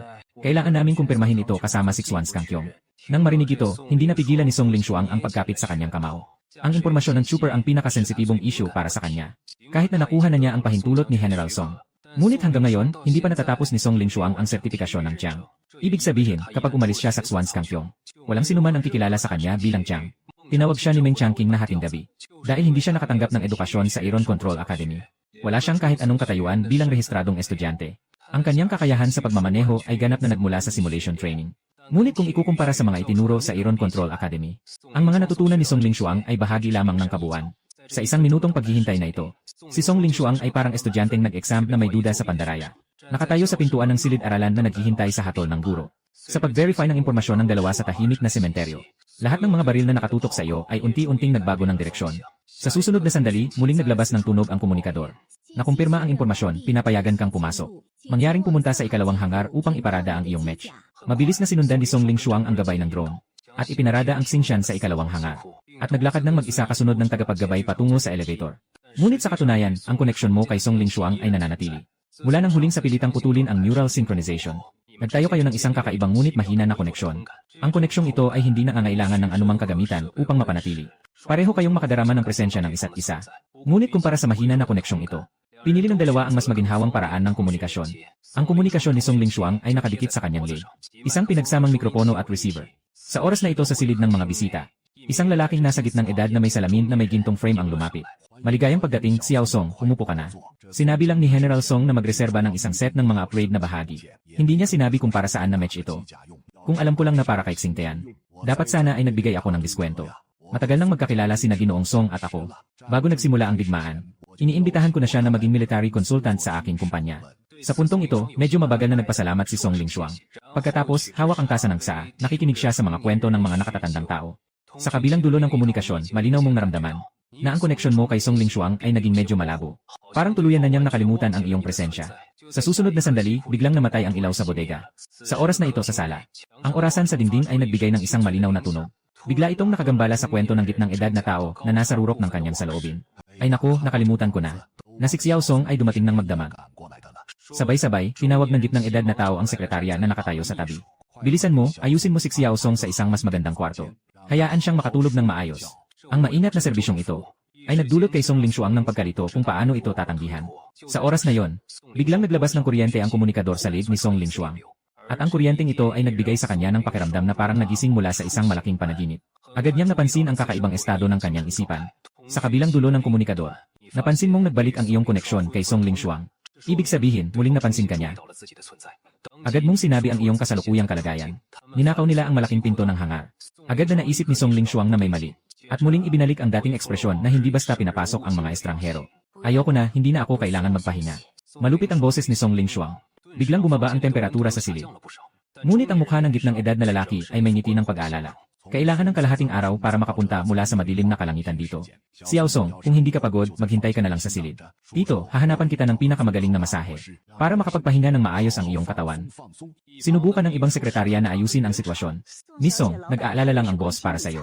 Habang nagsasalita, naisip niyang humarap at hawakan ang kamay ni Song Lingshuang. Ngunit hindi inaasahan, diretsyo nitong pinatigil ang kamay niya. At nagtatanong, kailan kaya makakagawa si Xingtian ng pag-angat? Hindi direktang sinagot ng middle-aged na lalaki ang tanong ni Song Lingshuang. Sa halip, ngumiti siya ng maluwag. Mukhang hindi lahat ay nakakaintindi kung paano magpakasaya. Sayang kung hindi mo susubukan ang napakagandang tsaa na ito. Nakita niyang inangat ang tasa ng tsaa na hindi pa nahawakan ni Song Lingshuang. Pagkatapos ay ibinuhos ang malamig na tsaa sa tsaa na lalagyan. Hindi nakapagtataka na pagpasok pa lang ay naamoy na ang nakalululong na amoy ng tsaa. Mula noon ay parang nalito na ang isip ko. Hindi ko alam kung ano ang ginagawa ko. Nang makabawi si Song Lingshuang, isang sipa ang ibinigay niya sa mesa ng tsaa patungo sa gitnang tao. Ngunit bago pa man makapagpuwersa si Song Lingshuang sa kanyang binti, ang sekretarya na nakatayo sa tabi ay biglang hinawakan ang kanyang braso. Sa huli, ang nahulog na mesa ng tsaa ay nagbago ng direksyon at tumama sa isang bitrin na puno ng porselana. Ihinto mo ang kamay mo. Pagkasabi nito, si Song Lingshuang ay humawak pabalik sa braso ng kanyang kalaban. Pagkatapos ay hinila niya ito patungo sa kanya ng may lakas. Nakita na ang kamao ni Song Lingshuang ay malapit nang tumama sa kanya. Biglang yumuko ang sekretarya. Pagkatapos ay itinaas ang mahabang binti at tinangkan itong saktan si Song Lingshuang sa ulo. Nakita ito ni Song Lingshuang, pilit niyang ibinalik ang braso at lumiko upang maiwasan ang suntok. Ngunit hindi tumigil ang kalaban. Matapos mabigo ang unang sipa, agad siyang umatras at sumipa ng ikalawang beses. Hindi na nakagawa pa si Song Lingshuang ng ibang hakbang. Kailangan lang magpatuloy sa pag-iwas. Matapos ang ilang round, napilit na ng sekretarya si Song Lingshuang sa sulok. Saan ka naman tatakas na yon? Itinaas niya ang kanyang mahahabang kanang binti. At malakas na tinadyakan si Song Lingshuang. Buti na lang at sa nakaraang banggaan. Mabilis na naanalisa ni Song Lingshuang ang estilo ng laban ng kalaban. At nagtakda ng mga susunod na taktika sa pagtugon. Ang pagiging kampante ay laging ang pinakamaling pagkakamali sa labanan. Sa katunayan, mayroon siyang kakayahang magsimula ng kontra-atake ng maaga. Ngunit pinili pa rin niyang magbigay ng butas. At ngayon, dumating na ang tamang pagkakataon. Biglang naging tense si Song Lingshuang. Sa sandaling itinaas ng sekretarya ang paa, agad siyang umatras. Sa susunod na segundo, biglang itinaas ni Song Lingshuang ang kaliwang binti. Kasabay ng mas mabilis na paghabol sa mga binti ng sekretarya na hindi pa bumabagsak. Nang makabawi ang kabilang panig, huli na ang lahat. Biglang tumama ang binti ni Song Lingshuang sa likod ng kanyang nakataas na kanang binti. Isang malinaw na tunog ng pagkaputol ng buto ang narinig. Nawala agad ang balanse ng katawan ng sekretarya at bumagsak sa lupa. Para sa karagdagang seguridad, sinipa ni Song Lingshuang ang likod ng tuhod ng sekretarya. Direktang inalis ang posibilidad na makipaglaban pa siya. Siyempre, ayon sa karaniwang estilo ni Song Lingshuang, maaaring sa natitirang bahagi ng buhay ng kabilang panig, maging ang paglalakad ay magiging problema. Sa sandaling ito, ang sekretarya ay nakahiga sa lupa, na may dalawang kamay na niyayakap ang kanyang mga tuhod at patuloy na humihiyaw. Nang makita ito ni Song Lingshuang, direkta siyang tumalon mula sa katawan ng kabilang panig. Palapit sa direksyon ng gitnang edad na lalaki. Ikaw na ang susunod. Harapin ang patuloy na paglapit ni Song Lingshuang. Matagal nang nawala ang ngiti sa mukha ng kalalakihan sa gitna ng edad. Ang pumalit ay isang napakalamig na galit. Agad na kinuha ni Song Lingshuang ang panggatong mula sa fireplace. At diretsong nilakad patungo sa kalalakihan sa gitna ng edad. Habang ang distansya nila ay hindi higit sa 5 hakbang. Biglang bumukas ang elevator sa likod ni Song Lingshuang. Isang grupo ng mga sundalong armado ng buong buo ang lumabas mula sa elevator. Mabilis nilang napalibutan si Song Lingshuang. Ang kagamitan ng mga sundalong ito ay napakamarangya. Lahat sila ay nakasuot ng exoskeleton na may tatak ng alakdan. Lahat ng hawak nila ay mga sandatang enerhiya. At nakatayo sa tabi ng isang gitnang edad na lalaki, ay isang matangkad na babae, na may mga katangian na halatang mula sa kanlurang kontinente. Mukha siyang napakaastig. Ngunit nakakuha ng atensyon ni Song Lingshuang. O yung scorpion tattoo sa liig niya pa rin. Ngayon, tiningnan ng babae ang sekretary na nakahandusay sa lupa. Pagkatapos, tinignan niya si Song Lingshuang ng may kilay. Uy, medyo magaling ka rin batang babae. Pareho tayo na hindi siya gusto. Pero hindi ko talaga sinubukan siyang saktan. Sa sumunod na sandali, formal na pinutol ng isang middle-aged na lalaki. Daga, mag-ingat ka sa lugar na ito. Ang babaeng tinatawag na Venomous Scorpion ay napilitan lamang na umatras ng isang hakbang. Sa oras na yon, ang middle-aged na lalaki ay mahinahon na lumapit kay Song Lingshuang. At sa kanya kinuha ang panggatong na hawak ni Song Lingshuang. Kung hindi lang dahil sa respeto kay General Song, maari kitang itapon sa dagat para pakainin ng mga isda.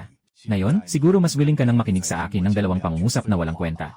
Noong mga 10 taon na ang nakalipas, tawagin mo pa akong Hi Uncle. Pero noong mga panahong iyon, bata ka pa at normal lang na hindi mo naalala ako. Kapag nakikita kita, lagi akong naiisip ang mga nakaraang araw. Iniisip ko na dahil ikaw ay anak ng aking kaibigan. Nais kong maayos ang mga bagay ng maayos at maganda. Ngunit sa ngayon, mukhang ako ang nag-isip ng labis. Wala kang kahit anong pagkakapareho kay General Song. Pati na sa pakikitungo sa iba, wala ka ring alam. Nang marating ito, tumingin si Ginoong Gao kay Song Lingshuang. At ang huli ay malinaw na hindi nakinig sa kanyang sinabi. Tapos ka na bang magsalita? Kung ang tinutukoy mo ay ang paglalagay ng lason sa tsa, at ang pagkulong sa ibang tao gamit ang mesh suit nila, talagang hindi ko matutunan yon. Parang nakarinig na si Song Lingshuang ng ganitong klase ng salita ng paulit-ulit. Ngumiti si Gao at ang tingin niya kay Song Lingshuang ay puno ng paghanga. Diretsong sasabihin ko na. Wala na yung order mong batch. Kung sakaling pag-usapan mo ito sa hapagkainan 2 araw mula ngayon, marahil mas magiging maganda ang pakiramdam mo kaysa ngayon. Habang nagsasalita, si Uncle Gao ay nag-isa na uminom ng isang tasa ng tsa. Wala akong nilagay na gamot sa tsa. Ang longya ay tsa na kailangang lasapin ng paulit-ulit. Para sa mga unang nakatikim ng longya, normal lang na makaramdam ng pagkahilo sa tsa. Si Song Lingshuang ay nakangisi ng matindi habang nakatitig sa kalaban. Kaya, nasaan ang kargamento? Nang marinig ito, ibinaba ni Ginoong Gao ang tasa ng tsaa at inalis ang ngiti. Ang mga bihirang yaman ay para sa mga may kayamanan. Sa unang henerasyon ng mga mech, walang nakaligtas maliban kay Xingtian. Ang lahat ng ikalawang henerasyon ng mech ay nalibing sa walang katapusang dagat. Ang ikatlong henerasyon ng mech ay itinuturing na pinakamalakas na puwersa ng mga bansa sa alyansa. Bihira ang bilang, may halaga ngunit walang merkado. Noong nag-utos si General Song, talagang balak kong ibenta ito sa inyo. Sayang lang at ang kagamentong ito ay napansin ng isang mamimili na hindi ko kayang labanan. Sa huli, ako ang may pananagutan sa pangyayaring ito. Kaya't naghanda ako ng isang set ng halos bagong pangalawang henerasyon na mech. At ibibigay ko ito sa inyo sa halaga ng gastos. Paano kung ibabalik ko ang sobra? Kung titignan lang mula sa pananaw ng gastos, mas mura ang planong ito nang hindi bababa sa kalahati kumpara sa orihinal. At ang Swans Kangkyong ay makakapagdesisyon lamang sa planong ito. Maliban sa pagtanggap at pagtanggi, walang ibang pagpipilian. Pero hindi ganito ang iniisip ni Song Lingshuang. Sa halip patuloy siyang nagtatanong, sino ang buyer? Dumarating siya dito para ibigay ang pinakamahusay na upgrade kay Xingtian. Hindi para pumili mula sa mga depektong produkto na ibibigay pagkatapos magdeklara ng breach of contract. Nang marinig ito, bahagyang nagbuntong hininga si Uncle Gao. Wala akong maibibigay na impormasyon. Pinapayuhan ko kayong itigil na ang pag-asa. Nais ko sanang magtagal ka rito ng 2 araw ng komportable. At hayaan kang makipag-ugnayan kay General Song para pag-isipan ang aking mungkahi. Ngunit ngayon, mukhang hindi na ito kinakailangan. Hayaan mo na akong makipag-usap kay General Song. Pagkatapos sabihin ito, lumakad si Ginoong Gao patungo sa marangyang mesa. At ginamit ang komunikasyon upang tawagan si General Song. Nais niyang marinig ni Song Lingshuang ang sagot ni General Song ng personal. Ngunit bigla na lang sumigaw si Song Lingshuang. Xingtian. Parang tinatawag niya ang sarili niyang mech. Nang makita ito, hindi mapigilan ng Poison Scorpion na mapatawa. Anak, sobra ka na siguro nanood ng anime. Akala mo mailalabas na bayani at sasagip sa'yo kapag tumawag ka ng 2 beses. At saka, yung tinatawag mo ay yung luma at luma ng mech. Kung hindi ako nagkakamali, walang intelligence system na nakakabit kay Xingtian, di ba? Naiintindihan ba nito ang tawag mo? Sa kabilang dulo ng komunikasyon, narinig mo ang pag-uusap at hindi mo napigilang bumulong. Bakit parang sinasabi ni Song Lingshuang na Morse code ito? Hindi ko naman naintindihan. Sino ang pinapababa mo? Ilang minuto na ang nakalipas. Alam mo na ang sitwasyon sa panig ni Song Lingshuang sa pamamagitan ng komunikasyon. Ang pag-uusap ng ilang tao ay malinaw na narinig mo. Saan mang dako, ang lahat ng salita ay nagiging isang pangungusap. Na ang iyong kagamitan ay ninakaw ng iba. Kaya mo bang tiisin ito? Naglakad ako ng 6 na oras papunta sa'yo. Halos mabasa na ang aking mga paa sa dagat. Sasabihin mo sa akin na wala na ang mga kalakal. Ninanakawan mo ba ako dahil sa aking kahinaan? Kailangan kong makuha ang aking karapatan. Sa malawak na bodega ng eroplano. Biglang nag-activate ka na dati ay nasa estado ng pahinga. Kailangan munang makahanap ng paraan para makalabas. Habang nag-iisip, ang iyong pulang mata ay muling lumiwanag sa dilim. 2 makinang na panggupit na pangbraso ang sabay na lumabas. Kasabay nito, ang madilim na pulang liwanag ay kumalat sa hangin. At unti-unting tinakpan ang buong bodega. Ito ay habang sinusuri mo ang mga material na katangian ng mga pader at pintuan ng bodega. Ngunit ang resulta ay tiyak na magugulat ka. Sino ba ang pinoprotektahan mo? Ang buong bodega ay gawa sa artificial na super alloy. Ito ay isang sintetikong metal na binuo ng Omega. Ang metal na ito ay kayang tumagal sa mga pagsabog ng fusion level na enerhiya. Matapos ang 1 segundo ng matinding labanan ng isip, tiyak na nagpasyak ang talikuran ang marahas na pagpasok. Mukhang kailangan na lang gumamit ng mas eleganteng paraan. Sa susunod na sandali, hindi ka nag-atubiling nagbigay ng utos sa sistema. Simula ng pagpasok sa network. Simula ng palitan mo ang bagong power furnace. Nagkaroon ka ng 2 bagong kakayahan sa labanan. Isa ay ang pagharden na pansamantalang nagpapalakas ng lakas ng katawan. Ang isa naman ay ang pagpasok sa network na ginagamit laban sa mga tao. Akala mo hindi mo na magagamit ang kakayahang ito sa hinaharap. Ngunit hindi mo inasahan na magagamit mo ito ng mabilis. Maaaring gumastos ng mga puntos ng ebolusyon upang upgrade ang 2 kasanayan sa labanan. Nagsasagawa ng pag-scan sa mga network port. Nakatuklas ng 647 na target na maaaring pasukin. Sa pagpasok sa network, tinatayang aabutin ng 3 minuto at 17 segundo ang pag-hack. At sa kabilang dako ng komunikador, nakadial na si Gao Tianzi sa linya ni General Song. Sa unang pagkakataon na umalis si Song Lingshuang, direktang itinulak siya ng alakdan sa lupa. At sabay na pinutol ang kanyang 2 tadyang. Agad na naramdaman ni Song Lingshuang na parang tinamaan siya ng malaking pangpang. At kasunod nito ay isang matinding sakit. Bago pa siya nakagawa ng anumang reaksyon, hinila na ng isang tao ang kanyang mga braso mula sa likuran. Sabay na ang kanyang mga binti ay tinapakan ng isang tao. Pagkatapos siya ay niling at itinataas. Sa puntong ito, mahigpit na hinawakan ng Scorpion ang buhok ni Song Lingshuang. At pagkatapos ay nagbanta ng masama. Kung hindi ka magiging tapat, puputulin ko ang mga binti mo. Hindi sapat ang hindi natatakot sa kamatayan, bata. Kailangan mo ring matutong umangkop at umunawa, naiintindihan mo ba? Hindi ito bagay na dapat mong pakialaman. Pinakamainit ang galit ko sa mga batang matigas ang ulo. Sa harap ng malamig na tingin ng alakdan, si Song Lingshuang ay mumisi lamang. Hindi niya inasahan na bigla siyang slap sa mukha nito. Sa susunod na sandali, dumaloy ang dugo mula sa sulok ng bibig ni Song Lingshuang. Ang magulong puting buhok ay humaharang sa kanyang gilid ng mukha. Sa ilalim ng unti-unting nagiging twisted na ekspresyon ng Scorpion, diretso siyang nagdura ng dugo sa carpet. Sa susunod na segundo, agad na hinugot ng Scorpion ang kutsilyo na nakasabit sa kanyang binti. Mukhang hindi ka sanay sa malambot, kundi sa matigas. Habang ang talim ng kutsilyo ng Scorpion ay malapit nang dumaan sa pisngi ni Song Lingshuang, biglang umingay ang isang napakalakas na pagsabog mula sa hindi kalayuan. Ang liwanag ng apoy na biglang sumiklab ay nagbigay liwanag sa mataas na tor na nilamon ng kadiliman. Kasunod nito ay ang matinis na alarma at ang sigaw ng mga tao. Sa hindi inaasahang pagkakataon, si General Song ay kasalukuyang tumatawag. Bago pa makapag-react ang lahat, sumunod na agad ang pangalawang pagsabog. Kasabay nito ay isang mas malakas na liwanag ng apoy.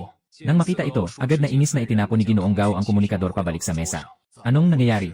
Sa harap ng mga tanong ni Gao Tianzi, sa kabilang panig, nalilito rin ang Scorpion. Ngunit mabilis siyang nakakuha ng ilang impormasyon mula sa direksyon ng pagsabog. Ito ay isang planta ng kuryente. Hindi pa malinaw ang tiyak na dahilan, ngayon ay hindi pa natatapos ang sinasabi. Nakarinig na ng ulat mula sa kanyang mga tauhan sa kagamitan ng komunikasyon ng Scorpion. Pagkatapos ng ilang sandali, takot at galit na tumingin si Scorpion kay Song Lingshuang. Bakit siya kumikilos ng mag-isa? Agad siyang itigil. Sa mga salitang ito, si Song Lingshuang ay hindi nakapagpigil na tumawa ng pangungutya. Haha, itigil. Nandito ako, paano ko siya ititigil? Pagkatapos ay dahan-dahan niyang itinaas ang kanyang ulo at tumingin sa kanya ng may simpatya. Sa kabilang bahagi ng bodega, narinig mo mula sa komunikador ang sitwasyon ni Song Lingshuang. Sa mga oras na ito, puno ka ng mga kable. Ang kumikislap na liwanag ay nagpapaliwanag sa buong bodega na parang araw. Buti na lang, hindi mataas ang antas ng seguridad ng mga kable na ito. Nagawa itong mahack sa loob lamang ng 10 segundo. Ngunit ang paghack sa pinto ng bodega ay nangangailangan pa ng 2 minuto. Kapag naipasok na ang lahat ng mga kable sa mga interface, ang malakas na kuryente ay dumadaloy pabalik sa mga kable. Sa sandaling makatagpo ito ng generator, lahat ng mga kapasitor ay nag-overload sa lugar. Habang ikaw ay may ritmo na pinapaputok ang mga unit ng kuryente, biglang naglabas ng alarma ang matalinong Blay. Na-detect ang papalapit na kaaway na mecha. Nasa proseso ng pagsusuri ang sistema. Mecha code name Cobra. Modelo ng katawan, Specialized 3rd Generation Battle Mecha. Driver, Blake Hartley Reinhardt. Ikalawang henerasyon ng Variable Frequency Nuclear Power Armor. Rating ng labanan, level, 4,900 puntos. Habang tinitingnan mo ang mahabang listahan ng mga kagamitan, hindi ka makapagpigil na magsalita. Paano ako makakalaban dito? 3 beses pa rin ang lakas ng kalaban. Habang naguguluhan ka, muling lumabas ang system panel. Kasalukuyang kinakalkula ang lakas ng magkabilang panig at naghahanap ng posibleng taktikal na mungkahi. Hindi ko inasahan na ang bagong Lai ay makakapagbigay pa ng taktikal na gabay. Ang biglaang sorpresa na ito ay nagbigay sa iyo ng bagong pag-asa. Ngunit nang makita mong ang taktikal na mungkahi ay umatras, halos sumabog ang malamig na likido sa metal na pader. Anong klaseng taktikal na mungkahi ito? Kailangan ko munang maghintay ng 1 minuto para sa pag-breach bago umatras. Habang ikaw ay nag-isip kung paano haharapin ang malakas na kalaban, narinig ang tunog ng pag-apruba mula sa labas ng garahe. Biglang bumukas ang pinto ng dahan-dahan. Halik na yon ay isang matangkad na anino ang lumitaw sa harap mo. Ang isang autonomous na unang henerasyon na mech ay talagang kawili-wili. Habang nagsasalita, itinaas ng Cobra ang baril nito sa iyo. Mula nang unang makita mo ang Cobra, alam mo na. Sa kasalukuyang kagamitan ni Xingqian, hindi niya maatake ang kalaban hanggang sa armor nito. Sa harap niya, walang pagkakataong manalo sa laban. Kung gagamitin ang hardening skill upang palakasin ang wrist blade para labanan ito, tiyak na maagapan ito bago pa man makatagpo ng kalaban. Sa katunayan, ang epekto ng hardening skill ay kabaliktaran sa saklaw nito. Mas malaki ang saklaw ng hardening, mas mahina ang depensa. Kasabay nito, mas maikli rin ang tagal nito. Hindi maaaring magkaroon ng sabay na atake at depensa. Sa ngayon, ang tanging naiisip mong paraan ay ang magpaliban ng oras. Sa oras na ito, hawak ng Cobra ang corrosive energy rifle. Nais niyang patayin ka agad sa isang suntok. Ngunit ang iyong galaw ay nag-udyok sa kanila na talikuran ang ideyang iyon. Sumpain, nakakabit pa sa kanya ang ibang mga linya ng kuryente mula sa mga planta. Sa puntong ito, sinadya mong ipakita ang kable sa iyong baywang sa Cobra. Ang layunin ay upang hindi sila kumilos ng padalos-dalos. Sa susunod na segundo, nag-project ang Cobra ng isang real-time na imahe sa kanyang dibdib. Sa harap ng kamera, tinakpan ng alakdan ang bibig ni Song Lingshuang. Sa kabilang kamay, may hawak siyang kutsilyo na nakatapat sa lig ni Song Lingshuang. Akala ko ikaw ang ni-remote control nitong batang ito. Ngayon mukhang hindi naman pala ganun. Kahit hindi ko alam kung ano talaga ang trip ng artificial intelligence mong ito. Pero sa tingin ko, lahat ng ginagawa mo ay para sa batang ito. Pagkatapos magsalita, tinusok ni Poison Scorpion ang kutsilyo sa balat ni Song Lingshuang. Agad na dumaloy ang pulang dugo mula sa dulo ng kutsilyo. Pagkatapos, tiningnan ni Poison Scorpion ang screen at nagbanta pa rin. Bigyan kita ng 30 segundo. Ilagay mo ang kamay sa lugar na nakikita ko. At saka isa-isa mong tanggalin ang mga kable sa katawan mo. Simula na ang oras. Sa nakikita ko, wala ka nang magagawa pa. Kailangan mong sundin ang sinabi ng Toxin Scorpion. Sandali, unti-unting natatanggal ang mga kable mula sa katawan mo. Parang sumuko ka na sa pakikipaglaban. Pero hindi ka pa rin sumusuko. Sa halip, lahat ng atensyon mo ay nakatuon sa countdown panel ng sistema. Hanggang sa ang mga numero sa itaas ay bumaba mula sa 10 hanggang sa 1. Doon mo unti-unting inabot ang kawad sa likod ng iyong gulugod. Ito ang pinakamakapangyarihang kable sa lahat ng energizing lines. Pinili mong iwanan ang kable na ito sa huli. Sa oras na ito, hawak na ng iyong alloy giant hand ang huling kable. Ngayon, kailangan mo lang ay twist ng bahagya. Ang koneksyon mo sa generator na ito ay agad na mapuputol. Nang umabot na ang huling segundo ng countdown, direktang nagbigay ng utos ang lason na Scorpion sa harap mo sa mata ng Cobra. Sugod na. Pero sa oras na yon, biglang may malakas na ingay mula sa side ng Cobra. Kasunod nito, pilit na isinara ang buong screen. Biglang nanlaki ang ngiti sa mukha ng lason na Scorpion. Anong nangyari? Sa kabilang dulo ng komunikador, naririnig ni Poison Scorpion ng malinaw. Sa oras na ito, ang mga kapatid na Heart ay umaatungan. Door.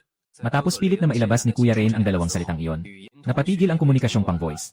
Ngayon, sa loob ng hangar 4, nakakandado ang Cobra sa bakal na pinto at hindi makagalaw. Nangyari ito sa sandaling binilang ng kalaban ang huling numero. Diretso mong pinasabog ang generator sa bodega ng makina 4. At sa pagkakataong ito, agad mong pinilit na isara ang malaking pintuan ng bodega. Sa puntong ito, ang kontrol ay naipasa na sa iyong mga kamay. Dahil ang magaan na armor at ang super alloy ay hindi magkapareho ng antas. Tama ang iyong pagkaunawa dito. Kaya nagpasya kang gamitin ang pintuan ng bodega laban sa Cobra. Mula sa katawan ng Cobra, isang suporta ang biglang lumabas. Malaking presyon ang dumapo mula sa magkabilang panig nito. Mukhang anumang oras ay pwede itong sumabog. Pagkatapos, hawak mo ang kable na kakabunot mo lang. Sa susunod na segundo, direkta mo itong ipinasok sa interface sa ilalim ng kaaway na armor. Sa whitelist ng firewall ng Cobra, nandoon ang karamihan ng mga programa ng tahimik na libingan. Kaya kailangan mo lang ipasok ang tracking program sa charging line. At madali na itong makapagpanggap bilang isang whitelist na gumagamit. Kasabay nito, maaari ring direktang makaiwas sa firewall at salakayin ng kalaban. Babala, ang neural synchronization ay sa pilitang pinutol. Kasama ng sistema, nagbigay ng huling mensahe. Ganap na nawala ang kontrol ng mga kapatid na Heart sa match. Kaya agad mong pinakawalan ang pinto mula sa pagkakapiga sa Cobra. Ito ay isang mahalagang ikatlong henerasyong match. Kung nasira ang mga upgrade na bahagi ni Xingqian, saan ka pa kukuha? Sinasabi mo, agad mong pinunit ang armor ng cockpit. Pagkatapos, itinutok mo ang daliri mo sa dalawang kapatid at pinaputok. Nang mawala ang dalawang sigaw sa iyong receiver. Sabay na umalis ang dalawang match papasok sa mataas na pader. Sa kabilang panig ng command center, isang opisyal ang sumigaw sa kanyang komunikador. Bumuga ng apoy, harangan sila. Agad na nalock ng lahat ng kanyon sa mataas na pader ang iyong posisyon.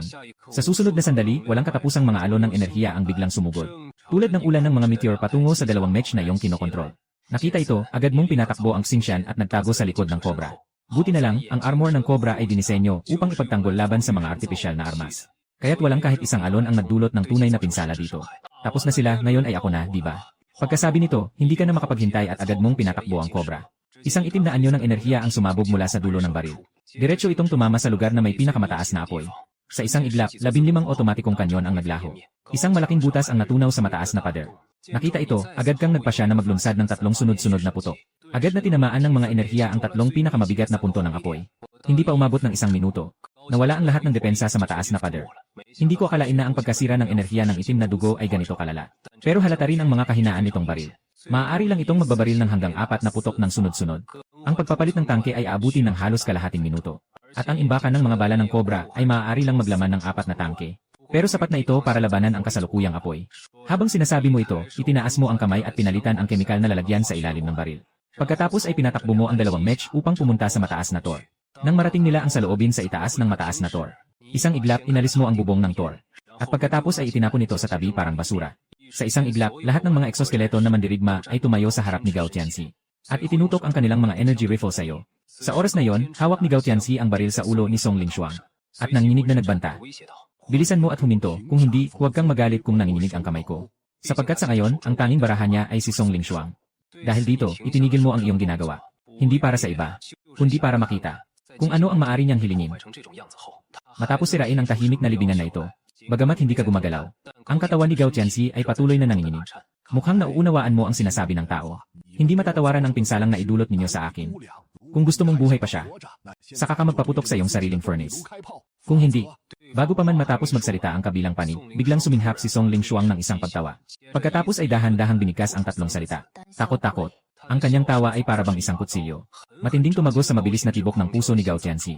Sa susunod na sandali, biglang nagsimulang magbago ang anyo ng baluti sa balikat ni Xingtian. Sa isang iglap, 2 hanay ng kanyon ang lumitaw sa paningin ng lahat. Pagkatapos, ang mga bala ay umulan patungo sa grupo ng mga sundalong may exoskeleton. Ang mga sundalong hindi nakakariak ay agad na naging laman at dugo. May ilan lamang na nang makita ang pag-angat ng kanyon. Ay mabilis na gumamit ng exoskeleton upang tumakas mula sa pader ng mataas na tor. Sa loob lamang ng ilang segundo, ang magarang na sala ay naging gulo dahil sa ulan ng bala. Natatakot na natakot si Gao Tianxi, binato ang baril at humandusay sa lupa. Habang patuloy na sumisigaw, "Huwag kang lumapit sa akin, lumayo ka sa akin." Sa huli, pinakawalan ni Song Lingshuang ang isang sipa para mapatalo siya. At hinila ang paa ni Gao Tianxi. Dinala siya kasama sa cockpit ng Giant's Punishment. Pagkatapos, pinunasan ni Song Lingshuang ang dugo sa kanyang mukha. At muling tumayo sa posisyon ng operasyon.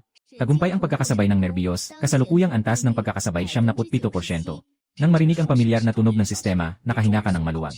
Kasabay na pinapatakbo ang 2 mech sa labanan, nag-overload ang utak mo. Hindi naman ito dahil hindi mo kayang patakbuhin, kundi dahil sa simpleng kakulangan ng memorya sa pag-compute. Kapag tumaas ang antas ng espiritu ng mech, madali na lang itong masosolusyonan. Pero ang paraan para mapataas ang antas ng espiritu ng lift ay medyo abstract. Ayon sa sistema, dapat respetuhin o katakutan ng mga buhay ang makina. Sa madaling salita, kailangan respetuhin si Xingtian ng lahat. O gawing tagapagpahayag ng takot si Xingtian. Ngunit bago ka pa makapagpatuloy mag-isip, muling umaalinggaw ang alarma mula sa sistema. Nakikita mo sa malayo, sa labas ng mataas na pader, isang mech na buong katawan ay kulay lila. Malapit nang lumapit sa inyo. Kasabay nito, lumilitaw ang sistema ng pagsusuri sa iyong harapan. Code ng mech Scorpion. Uri ng sasakyan, espesyal na 2nd henerasyon na Decisive Warrior Mech. Tagapagsanay Poison Scorpion. Katangian ng sasakyan, 2nd henerasyon na Variable Frequency Nuclear-Powered Armor. Rating ng laban, si 5,200 puntos. Ang nawawalang alakdan ang nagmaneho ng mech pabalik sa digmaan. Hindi ko akalain na isang mech recycling station ay maaaring magkaroon ng 2 3rd generation na mech ng sabay. Talagang napakamarangya. Sa bagay na ito, si Song Lingshuang ay nagpakita lamang ng kalmadong anyo. Bagaman talagang hindi nagkulang si Gao Tianzai sa aming Venom Legion. Ngunit ang 2 mech na ito ay hindi kanya. Dapat tayong marunong tumanaw ng utang na loob. May utang pa siya sa atin na kalahating taon na sahod na hindi pa nababayaran. Habang sinasabi ito, tumalon si Moxie sa ibabaw ng mataas na pader. Agad siyang pumasok sa loob ng kanilang saklaw ng atake. Dapat alam mo kung gaano kakalakas. Iwanan mo ang Cobra at si Gao Tianxi. Papalayain kita pabalik sa itim na kalangitan. Tungkol sa mga susunod na pangyayari, hayaan mo na lang ang general na si Song at si Gao Tianxi na pag-usapan yon. May kaunting ngiti sa tinig ng alakdan.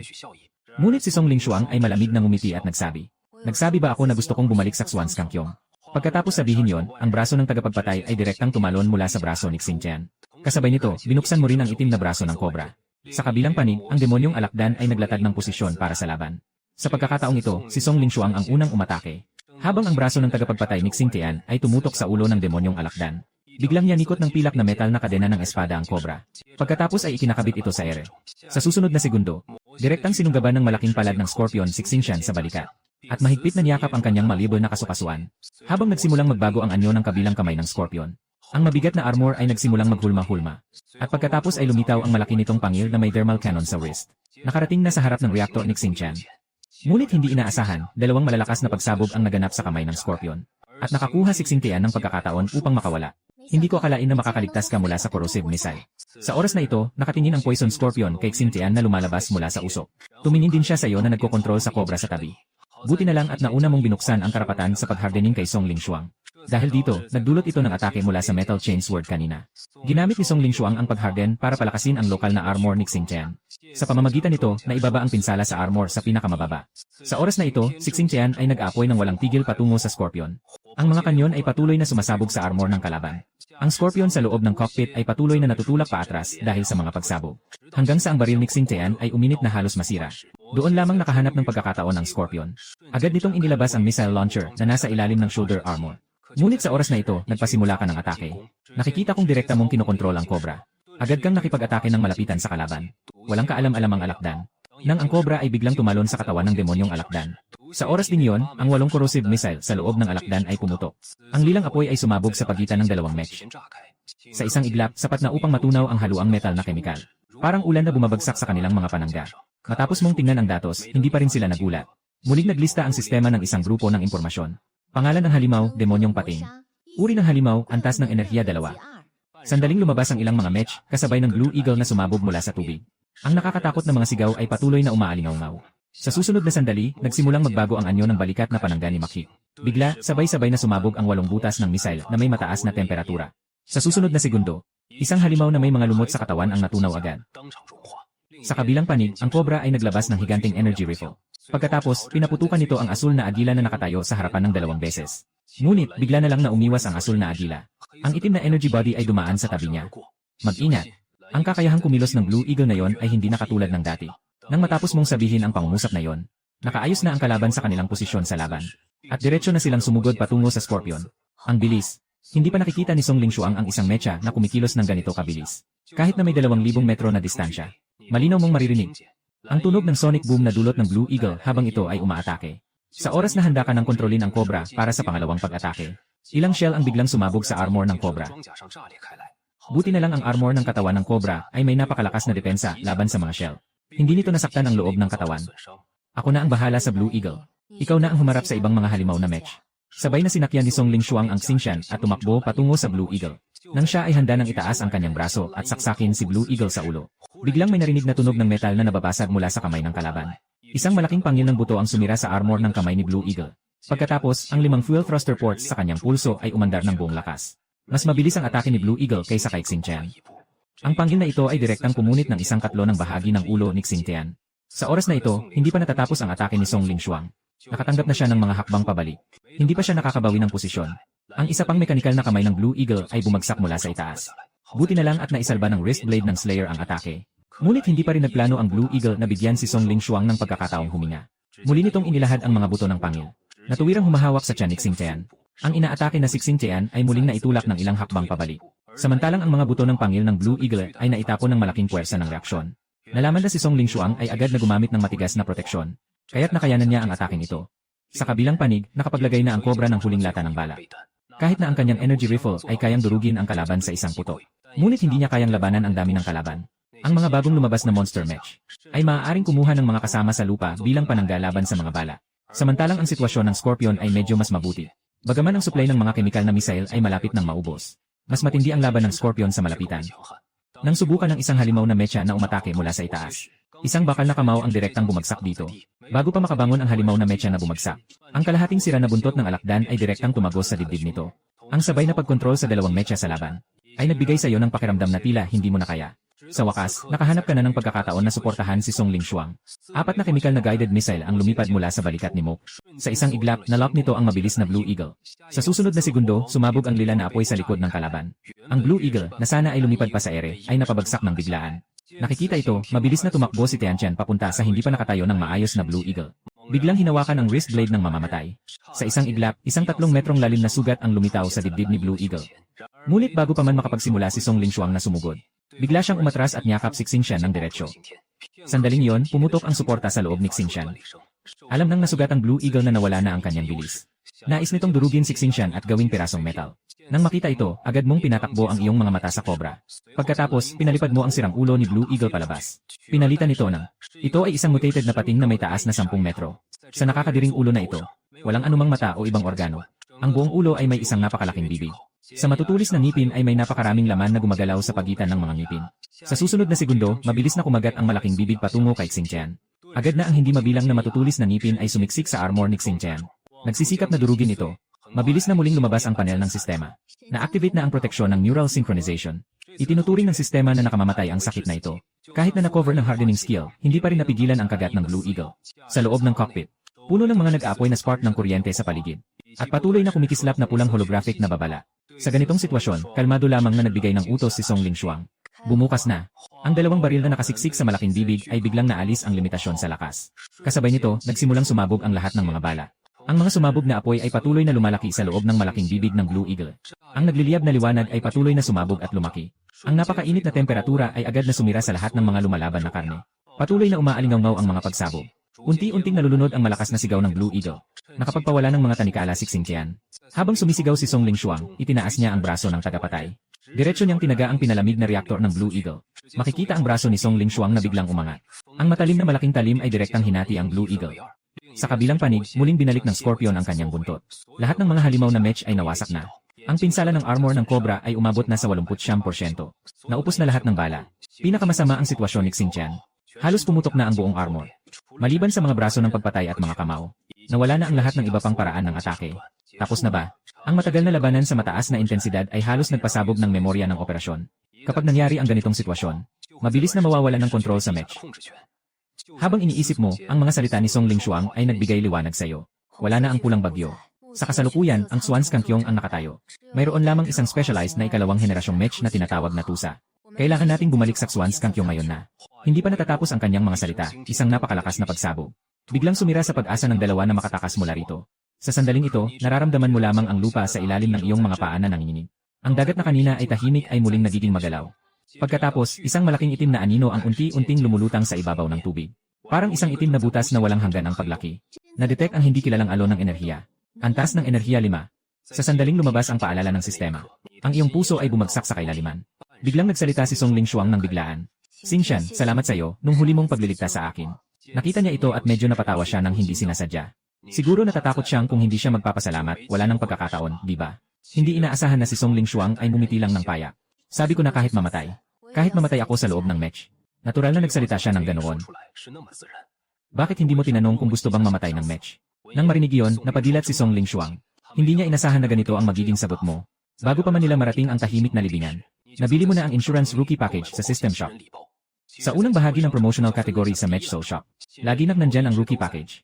Pero noong unang nakuha mo ang system, wala talagang oras para tingnan ang pagkakauri ng mga makina. Ang lahat ng atensyon ay nasa mga bahagi ng makina. Ang sistemang ito ay parang isang pay-to-win na mobile game. Hindi lang may mga limitadong alok kundi pati na rin lingguhang promosyon. Ngunit walang pahina para sa recharge sa tindahan. Hindi ko alam kung anong uri ng pagbili ang pinapadali ng mga alok na ito. Pero ang bagong manlalaro na package na ito ay talagang makatarungan. Mukhang ito ay espesyal na ginawa para sa mga bagong makina. Libreng limitadong isang beses lang ang makukuha. Kasama dito ang backup ng kamalayan at backup ng katawan. Ang backup ng kamalayan at katawan ay magaganap kapag pumanaw na ang soul. Ang lakas ng soul at katawan sa backup ay nakabase sa estado bago pumanaw. Kapag na-trigger ang backup, ang bagong katawan ay ilalagay sa pinakaligtas na imbaka ng soul na naayos na noong huli. Presyo, libre. Isang libreng insurance na pwedeng gamitin isang beses na magpapabuhay muli. Sa pag-isip mo dito, decisively mong pinindot ang boton ng pagbili. Mabilis na muling umalinggaw ang alarma mula sa sistema. Nabiyak na ang neural synchronization. Nagsisimula na ang proseso ng gabay para sa escape pod. Nasira ang chain device, nabigo ang gabay ng escape pod. Hindi makapasok sa nakatakdang lugar ng paglulunsad. Sa loob ng cockpit, nag-aalalang nagtatanong si Song Lingshuang. Anong ginagawa mo? Tama na, hindi kita pinapayagan. Ngunit bago pa siya makapagsalita ay pinutol mo na siya. Maniwala ka sa akin. Makikita mo pa ako sa madilim na kalangitan. Maniwala ka sa akin. Nang muli mong ulitin ang tatlong salitang ito. Si Song Lingshuang ay sa huli ay nilunok ang nais niyang sabihin. At pagkatapos ay tumalon mula sa kontrol na posisyon. Umupo sa loob ng escape pod sa likod ng control room. Muling pinalabas ni Xingqian ang kanyang panlabas na pananggalang. At hawak niya ang nakasara ng escape pod. Mahigpit na nakapatong ang mga kamay ni Song Lingshuang sa pinto ng escape pod. Ang kanyang pulang mga mata ay nakatingin ng diretsyo sa malaking isang mata ni Xingqian. Parang nararamdaman ang kanyang kaba. Makikita si Xingtian na tumaas ang isang kamay. At nagbigay ng thumbs up kay Song Lingshuang. Nakarating na sa limit ang lakas ng power ng furnace. Sa susunod na segundo, biglang igagalaw ni Xingtian ang braso niya. Parang nagbato ng javelin, itinapon niya ang escape pod. Habang tinitingnan mo ang silangan, ang pilak na sasakyan ay parang malapit ng bumusina sa tunog ng supersonic. Hindi mo maiwasang mapailing sa sarili mong biro. Sayang, hindi pa man mainit ang dalawang bagong match suit ko. Pakiramdam ko magiging isang malaking laban ito. Pero bago ang lahat, kailangan kitang pigilan muna. Halika na. Ang malawak na daloy ng datos ay muling pumuno sa iyong katawan. Biglang nagsimula ang iyong isipan na magliyab. Sa loob lamang ng ilang saglit, lahat ng tatlong match suit ay pumasok sa overload mode. Sa isang iglap, mas maraming antas tatlo na halimaw ang lumalabas mula sa tubig. Wala ka nang natitirang panghuling armas, naubos na ang lahat. Kailangan mong kontrolin ang tatlong match suit at makipaglaban ng malapitan sa mga halimaw. Habang unti-unting bumabagsak ang bawat halimaw sa harap mo. Ang mababaw na bahagi ng tubig sa paanan ay ganap ng nabahiran ng kulay berde dahil sa dugo ng halimaw. Ngunit ang mga halimaw na ito ay patuloy na dumarami. Sa wakas, pagkatapos ng isang tunog na parang naputol na string ng gitara, nawasak ang iyong memorya. Kasabay nito, nagsimulang mawala ang epekto ng pagkakatugma ng makina. Ang 6 na mini-turbine sa mga braso ng demonyong alakdan ay huminto sa pag-ikot. Ang naipong sobrang init ay biglang sumabog mula sa mga koneksyon ng baluti. At naglabas ng usok. Ang mga makamandag na sawa na gustong umiwas sa atake ay direktang bumagsak mula sa kalangitan. Kapag nais mong tumayo muli, mapapansin mong lahat ng muscle units ay halos masira na. Si Xingtian ay naglalabas ng mga tunog ng pag-igting na tila hindi na makayanan. At kahit ang malaking tabak ng pumatay ay hindi nakatabas sa malaking claw ng red-backed shrimp. Pagkatapos umikot ng kalahating ikot ang pira-pirasong talim sa hangin. Diretsong tinusok ito sa buhangin. Parang alon ng antok ang dumaan sa akin. Ang utak ay nag-aabiso sa iyo na magpahinga na. Ngunit hanggang ngayon, hindi mo pa rin nakita ang hindi kilalang halimaw na may antas ng enerhiya na 5 sa radar. Sa kasalukuyan, ang lupa ay patuloy na nanginginig. Ang malalaking alon ay patuloy na bumabagsak sa mga makinarya sa mababaw na bahagi. Kung ito nga ay isang alon ng mga halimaw, bakit hindi nakatanggap ng babala ang alyansa ng maaga? Ang mga deep sea detector ay sumasaklaw na sa lahat ng karagatan. Ang ganitong kalakihang paglipat ng tao ay imposibleng hindi mapansin. Hindi ka pa natatapos mag-isip. Ang mga halimaw ay dumagsa sa dalampasigan na parang alon. Unti-unting nilamon ang tatlong nakahandusay na match. Nakatuklas ng malaking unit ng hangin mula sa kaibigan. Nasa proseso ng pagkilala ng sistema. Pangalan ng unit, katotohanan. Uri ng unit, ni dalawa Legion-class transport ship. Ang Alliance ng Watchers, ang Omega Research Complex. Malapit na ang kaalyadong match. Sa oras na handa ka ng mamatay, biglang may lumabas na mensahe mula sa sistema na hindi mo inaasahan. Makikita mong may isang malaking bagay na bumababa mula sa kalangitan. At ang tagpuan ay nasa likuran mo, hindi pa aabot sa 2 kilometro. Mary, dalhin mo ang mga tao mo at magbigay ng first aid sa tatlong match na ito. Kasabay ng isang malakas na lalaking boses na nagsalita. Mabilis mong naramdaman na 3 katawan ang hinila sa dalampasigan. Hanggang may nagbigay ng tulong para mano-manong pakawalan ka sa memory space. Doon lamang muling nagising ang iyong kamalayan. Ang unang larawan na iyong nakita ay isang purong self na match na nakadapa sa dibdib ni Xingtian. Bakit hindi nilinis ng 3rd generation battle match ang mga halimaw? Habang naguguluhan ka, ang match ay biglang itinaas ang kanang kamay. At pagkatapos ay umabot papasok sa katawan ni Xingtian. Iyon ay isang mekanikal na aparato na nakakabit sa braso ng match. Estado ng sistema, critical. Sandali, ano ang balak mong gawin, target, hindi alam. Sa oras na yon, hindi mo talaga makita ang gamit ng mekanikal na aparato. Sa likas na pagnanais, gusto mong kontrolin si Xingtian na bumangon. Ngunit dahil ang puting match ay nakadagan pa rin kay Xingtian, hindi ka makagalaw. Kaya tanging nakatitig ka na lamang habang ipinasok ng puting match ang kamay nito sa katawan ni Xingtian. Biglang narinig ang tunog ng pagtutunaw sa tiyan ni Tian. Nagre-repair siya ng match. Pero hindi ba sayang ang resources niyan? Magkabit ng ganitong kalaking makina para lang makatulong sa ibang match na mag-welding ng mga bahagi. Itong setup para mag-repair ng match ay parang sobra na sa kakayahan. Ang kakaibang tanawing ito ay nagpasilens sa iyo ng matagal.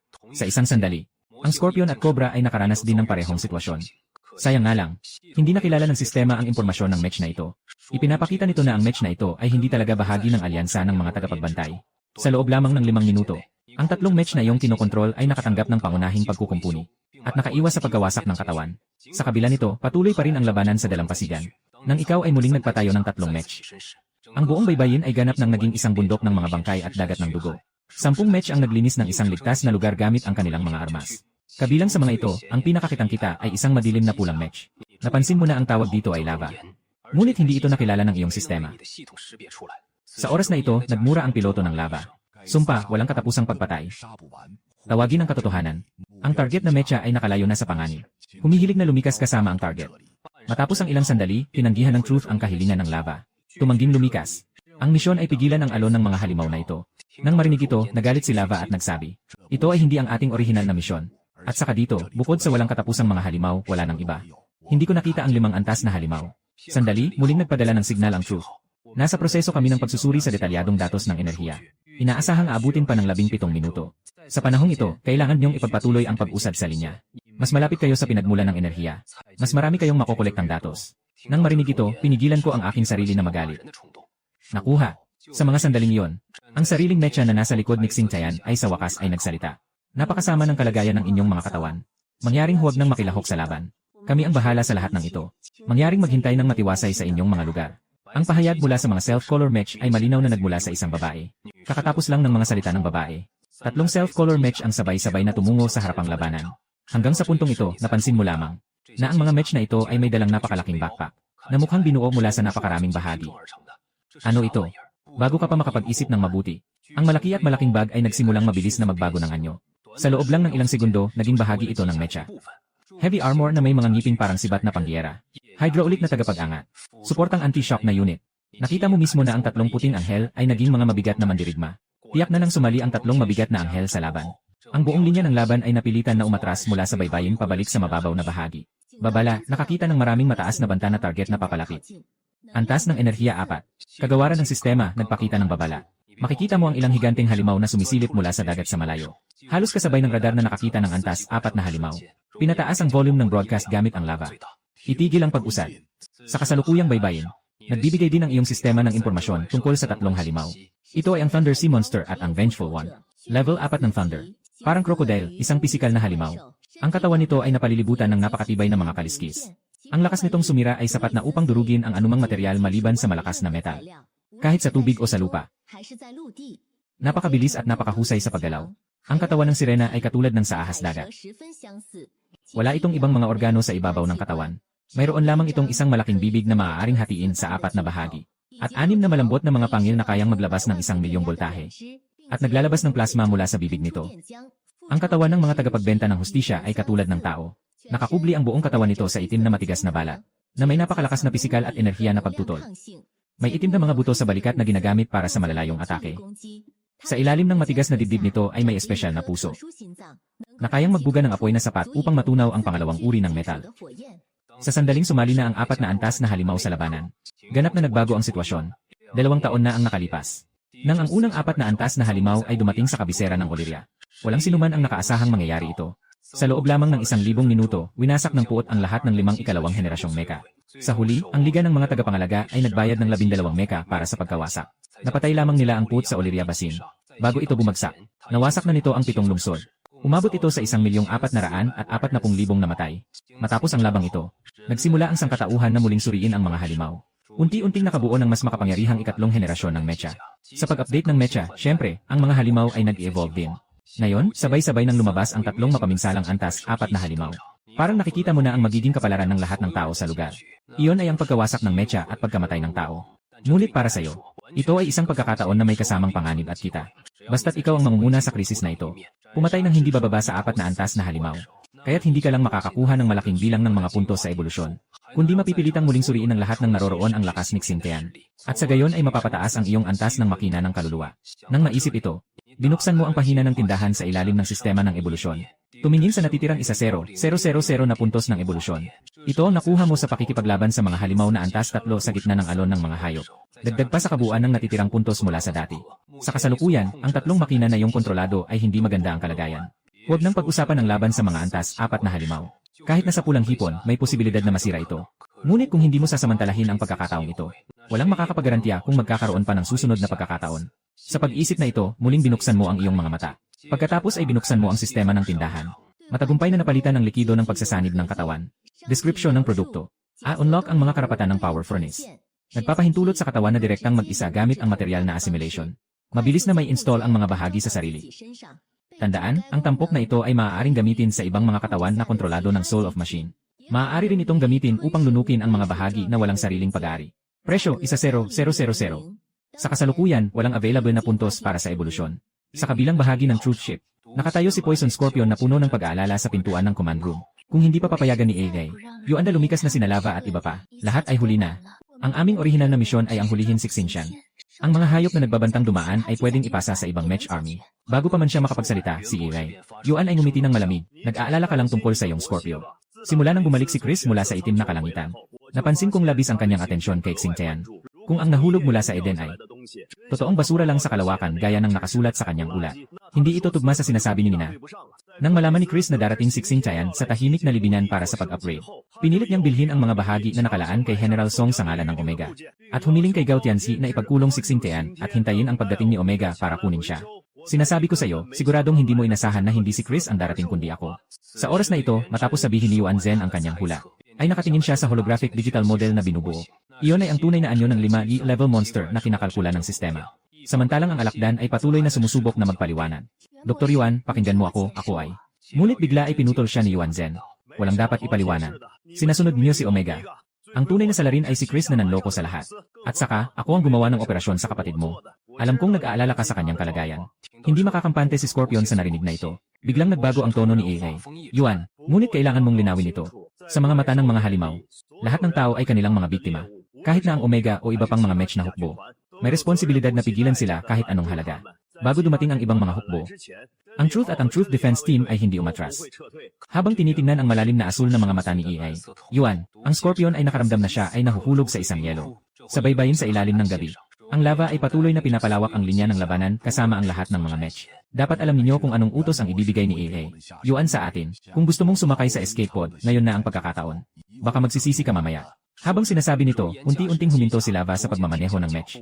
At tiningnan ng grupo na naabot na ang pinakamahusay na depensa. Makikita na ang buong hukbong tagapagtanggol ng katotohanan ay may kabuwang 13 match. Walang sinuman ang nag-activate ng Escape Pod Guidance Program. Nakita ito, pinahid ni Rongyan ang kanyang tuyong mga mata. At pagkatapos ay titig na titig siya sa malaking anyo sa ibabaw ng dagat. Sige, sundin natin ang nakatakdang taktika at ayusin ang formation. Maghanda na makipaglaban sa 4 na antas ng halimaw. Agad na nagbigay ng sabay-sabay na tugon ang 12 match. Nakuha. Sa susunod na segundo, biglang narinig ni Mary ang kakaibang humuhuni. Nang humarap siya sa tunog, bigla siyang nagulat nang madiskubre na 3 sirang match ang nakapila ng nakahanay. Ang pinakamatanda ay si Xingtian sa gitna. Ang Scorpio at Cobra naman ay nasa magkabilang gilid. Kasabay nito, may itim na likido ring dumadaloy mula sa power furnace ni Xingtian. Sa isang iglap. Ang likidong ito ay ganap na bumalot kay Xingtian. Pagkatapos, ang itim na likido ay dumaloy pababa sa braso ni Xingtian. Sa huli, kumalat ito sa katawan ng sawa at Scorpion. Ang kakaibang ingay na yun ay nagmumula sa kakaibang power furnace ni Xingtian. Sa kasalukuyang barko ng Zenli, isang deputy officer ang lumapit kay Yuan Zhen nang may paggalang at nagsabi, "Doktor, gusto ba nilang putulin ni Lava ang Xingtian?" Nang marinig iyon, bahagyang umiti si Yuan Butu. Hindi na kailangan, sa tingin ko ay naintindihan ko na ngayon. Bakit sobrang nag-aalala si Chris tungkol kay Xingtian? Hindi na ito ang mecha na dinisenyo ko noon. At pagkatapos ay tumanggap siya ng utos mula kay Ihei. Yuan na huwag makialam. Sandali, biglang umuunggal ang thunder sa baybayin. Ang pansamantalang paghinto ng alon ng mga halimaw ay muling umusbong. Ang dating magulo at walang kaayusang alon ng mga halimaw ay nahati sa mga grupo. At mula sa iba't ibang direksyon, isinagawa nila ang isang malawakang atake. Paano posible na gumagamit ng taktika ang mga halimaw? Nang makita ang eksenang ito, agad na nagbigay ng utos ang Lava. Baguhin ang formasyon. Mas mabagal ang proseso ng pagsasanib ng mga makina kaysa sa iyong inaasahan. Ang Scorpion at Cobra ay ganap ng natakpan ng itim na likido. Ang kumikilos na kuryente ay lumilitaw at nawawala sa paligid ng 3 makina. Bumuga. Ang sigaw ng Lava ay nagbalik ng atensyon ni Mary mula kay Xingtian. At sa sandaling siya ay lumingon. Ang alon ng mga halimaw ay sabay-sabay na umatake mula sa 3 direksyon. Saan mang dako, walang katapusang mga bala ang lumilipad mula sa umiikot na baril. Hindi mabilang na mga metal na shell ang nahuhulog sa lupa. Ang berdeng dugo ng mga halimaw ay sumasabog at umaagos na parang bukal. Babala, sobrang init ng baril. Nagsimula na ang proseso ng paglamig. Tinatayang aabutin ng 40 segundo. Kasabay ng isang serye ng mga alarma ang umingay. Muli, nagbigay ng isang makapangyarihang utos ang Lava. Magpalit ng posisyon. Agad na ibinaba ng mga match na nasa unahan ang kanilang mga baril. Kasunod nito, umatras sila ng 3 hakbang. Ang mga match na nasa ikalawang hilera ay lumipat sa unahan. Ang masinsinang ulan ng bala ay muling nag-ugnay. Agad itong bumuo ng isang depensa na walang puwang. Sa puntong ito, ang puting anghel sa likod ng hanay. Agad na nagsimula sa pagkukumpuni ng bagong tanggal na match. Ang orihinal na oras ng paghihintay na 40 segundo. Sa tulong ng malamig na spray gun ng Angel ng sarili, ay nabawasan na sa 20 segundo. Ang malayo ay nakatitig sa eksenang ito. Hindi siya nagpatuloy. Nakatayo lamang siya sa lugar na parang isang komandante. Matapos lamang ang 4 na palitan. Ang lugar sa harap ng maliit na grupo ay naging isang burol na nilikha ng mga katawan ng halimaw. Sa oras na nagbigay ng ikalimang utos ng pagbabago sa ilalim ng lava, 70,900. Muli, ang thunder ay umatungan ng malakas sa langit. Agad na muling sumugod ang walang katapusang alon ng mga halimaw. Ang ilang mga halimaw ay tumalon mula sa bundok ng mga bangkay ng kanilang mga kasama. Nais nilang lampasan ang masinsinang apoy mula sa itaas. Ang iba pang mga halimaw ay patuloy na umaatake mula sa lupa. Dahil dito, agad na binago ng lava ang estratehiya sa labanan. Buksan ang shoulder missile array. Manatili sa pere-parehong bilis, umatras ng 100 metro. Ang nagliliyab na apoy ay parang paputok na sumabog sa hangin. Ang ulan ng dugo ay hindi pa nakakalanding. Dahil sa sobrang init ng pagsabog, na-evaporate ito. Maraming bangkay ang bumabagsak mula sa hangin papunta sa lava. Magbago ng grupo ng mabilis. Kahit na nagbigay ng babala ang lava, naabutan pa rin sila. Ngunit may mga piraso ng katawan pa rin bumagsak sa mga heavy armor. Agad na nagkaroon ng puwang sa hanay ng oras. Sa kritikal na sandali, 3 self-colored angel ang walang pag-alinlangan na pumuno sa pinakaharap. Makikita mong mabilis na nagbago ang kanilang mga braso. Ang magnetic needle na orihinal na ginamit para sa electrical maintenance ay nahati sa gitna. Naging 3 stabilizer na nakapaligid sa electric jet nozzle. 3 hours ng kuryente ang sabay-sabay na lumabas mula sa electric emitter. At tinamaan ang halimaw na umaatake sa unahan. Umatras. Sa utos ng lava. Agad na inayos ng lahat ng heavy infantry ang kanilang posisyon. Ang puting anghel ay muling umatras sa pinakahuli ng hanay. Tulad ng inaasahan matapos ang paglayo. Hindi na makapagpanggap ang mga halimaw na lumusob sa depensa. Ngunit alam ng lava, sasalubungin niya ang mas mahirap na sitwasyon. Matapos sabay-sabay na gamitin ng 3 anghel ang kuryente. Ang kapangyarihan ng kanilang mga reaktor ay pansamantalang bababa. Dahil dito, hindi sila makakagamit ng condenser gun sa maikling panahon. Sa ilalim ng buong apoy. Ang tuloy-tuloy na pagbaril ng Vulcan machine gun ay tatagal lamang ng 30 segundo. Lahat ay haharap sa 10 segundo ng kawalang sigla ng apoy. Sa sandaling ito, nakakunot ang noo ni lava at mabilis na umiikot ang kanyang isipan. Sa kanyang puso, matagal nang may sagot siya. Pero matigas pa rin niyang tinatanggihan ang paraan na yon. Habang ang huling bala ay bumagsak sa lupa. Mabilis na huminto ang lahat ng apoy ng mga gatlinggon. Sa isang saglit, ilang mga halimaw ang diretsyo nang umatake sa mga mech. Makikita mong mabilis na itinaas ng 2 heavy armor mech ang kanilang mga chainsaw. At walang pag-aatubili, sinalubong nila ang mga halimaw. Ito ang paraan na naisip ni lava. Ngunit iniisip din ng iba na dapat ipaglaban ang 10 segundong ito ng buhay. William Robin. Sumisigaw ang lava sa loob ng cockpit ng kanilang mga pangalan. At ang 2 mech na tumatakbo patungo sa alon ng mga halimaw ay tahimik na lumingon ng sabay. At huling tumingin sa grupo na umatras. Iyon ang kanilang tahimik na pamamaalam. Sa isang kisap mata, 2 mech ang nilamon ng umaagos na alon ng mga halimaw. Sa komunikador ng lava, tanging ang tunog ng saw na nagpuputol at laman na sumasabog ang maririnig. 5 segundo pagkatapos, tanging inday na lang ang natira sa tainan ng lava. Sa Truth, lahat ay nakakita sa nakabibinging eksenang ito. Tumawag sa Truth. Inaasahang darating ang Kang Hailong-yin Corps sa battlefield sa loob ng 5 minuto. Nakikinig sa patuloy na komunikasyon sa headset. Walang sinagot si AI. Yuan ng personal. Ipinasa lamang niya ang linya sa communication officer. 5 minuto na ang nakalipas. Ipinadala na ni AI. Yuan ang mga larawan mula sa harapan sa Guardian Corps. Ang hakbang na ito ay nagulat sa maraming tao. Dahil walang nakaisip.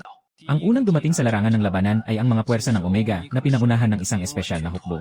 At ang pinuno ng espesyal na hukbong ito ay si Yuan Zhen, ang Vice Presidente ng All-Knowing Hall. Isa siya sa mga nagtatag ng Omega. Sa oras na ito, sa baybayin, ang tingin ni Rongyan ay nananatili sa direksyon kung saan nalunod ang 2 mecha. Ngunit sa ngayon, may mas malalang problema siyang hinaharap. Hindi na siya pwedeng mawala ng isa pang mecha. Kahit na magbuwis pa ng 2 miyembro para punan ang 5 segundo. Ang depensibong pormasyon ay patuloy na mababawasan dahil sa kakulangan ng apoy.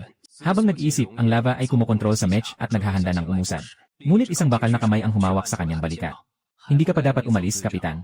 Sa susunod na segundo, ang mech na pinapatakbo ng mag-asawang Liu ay lumampas sa lava. Pagkatapos ay walang pag-aalinlangan na tumakbo patungo sa paparating na alon ng mga halimaw. Sa ganitong sitwasyon, ang lava ay walang magawa kundi isara ang kanyang mga mata. Ang malabo niyang luha ay umiikot sa kanyang mga mata. Sa pagkakataong iyon, may isang hindi kilalang tunog na nanggagaling sa likod ng lava. Kasabay nito, nagbigay din ng babala ang kanyang sistema. Sa kabutihang palad, awang-awa ang lava at nakaiwas siya sa panganib. Isang itim na mahabang palakol ang nasa kanyang harap. Yung kakaibang humuhuni. Ito ang tunog ng palakol na bumabasag sa hangin. Bago pa makatagpo ang mag-asawang Liu sa alon ng mga halimaw, dumaan ang labanan na pang-akse sa pagitan ng 2 mech. At sa isang iglap, tumagos ito sa pinakaharap na Hammer Beast.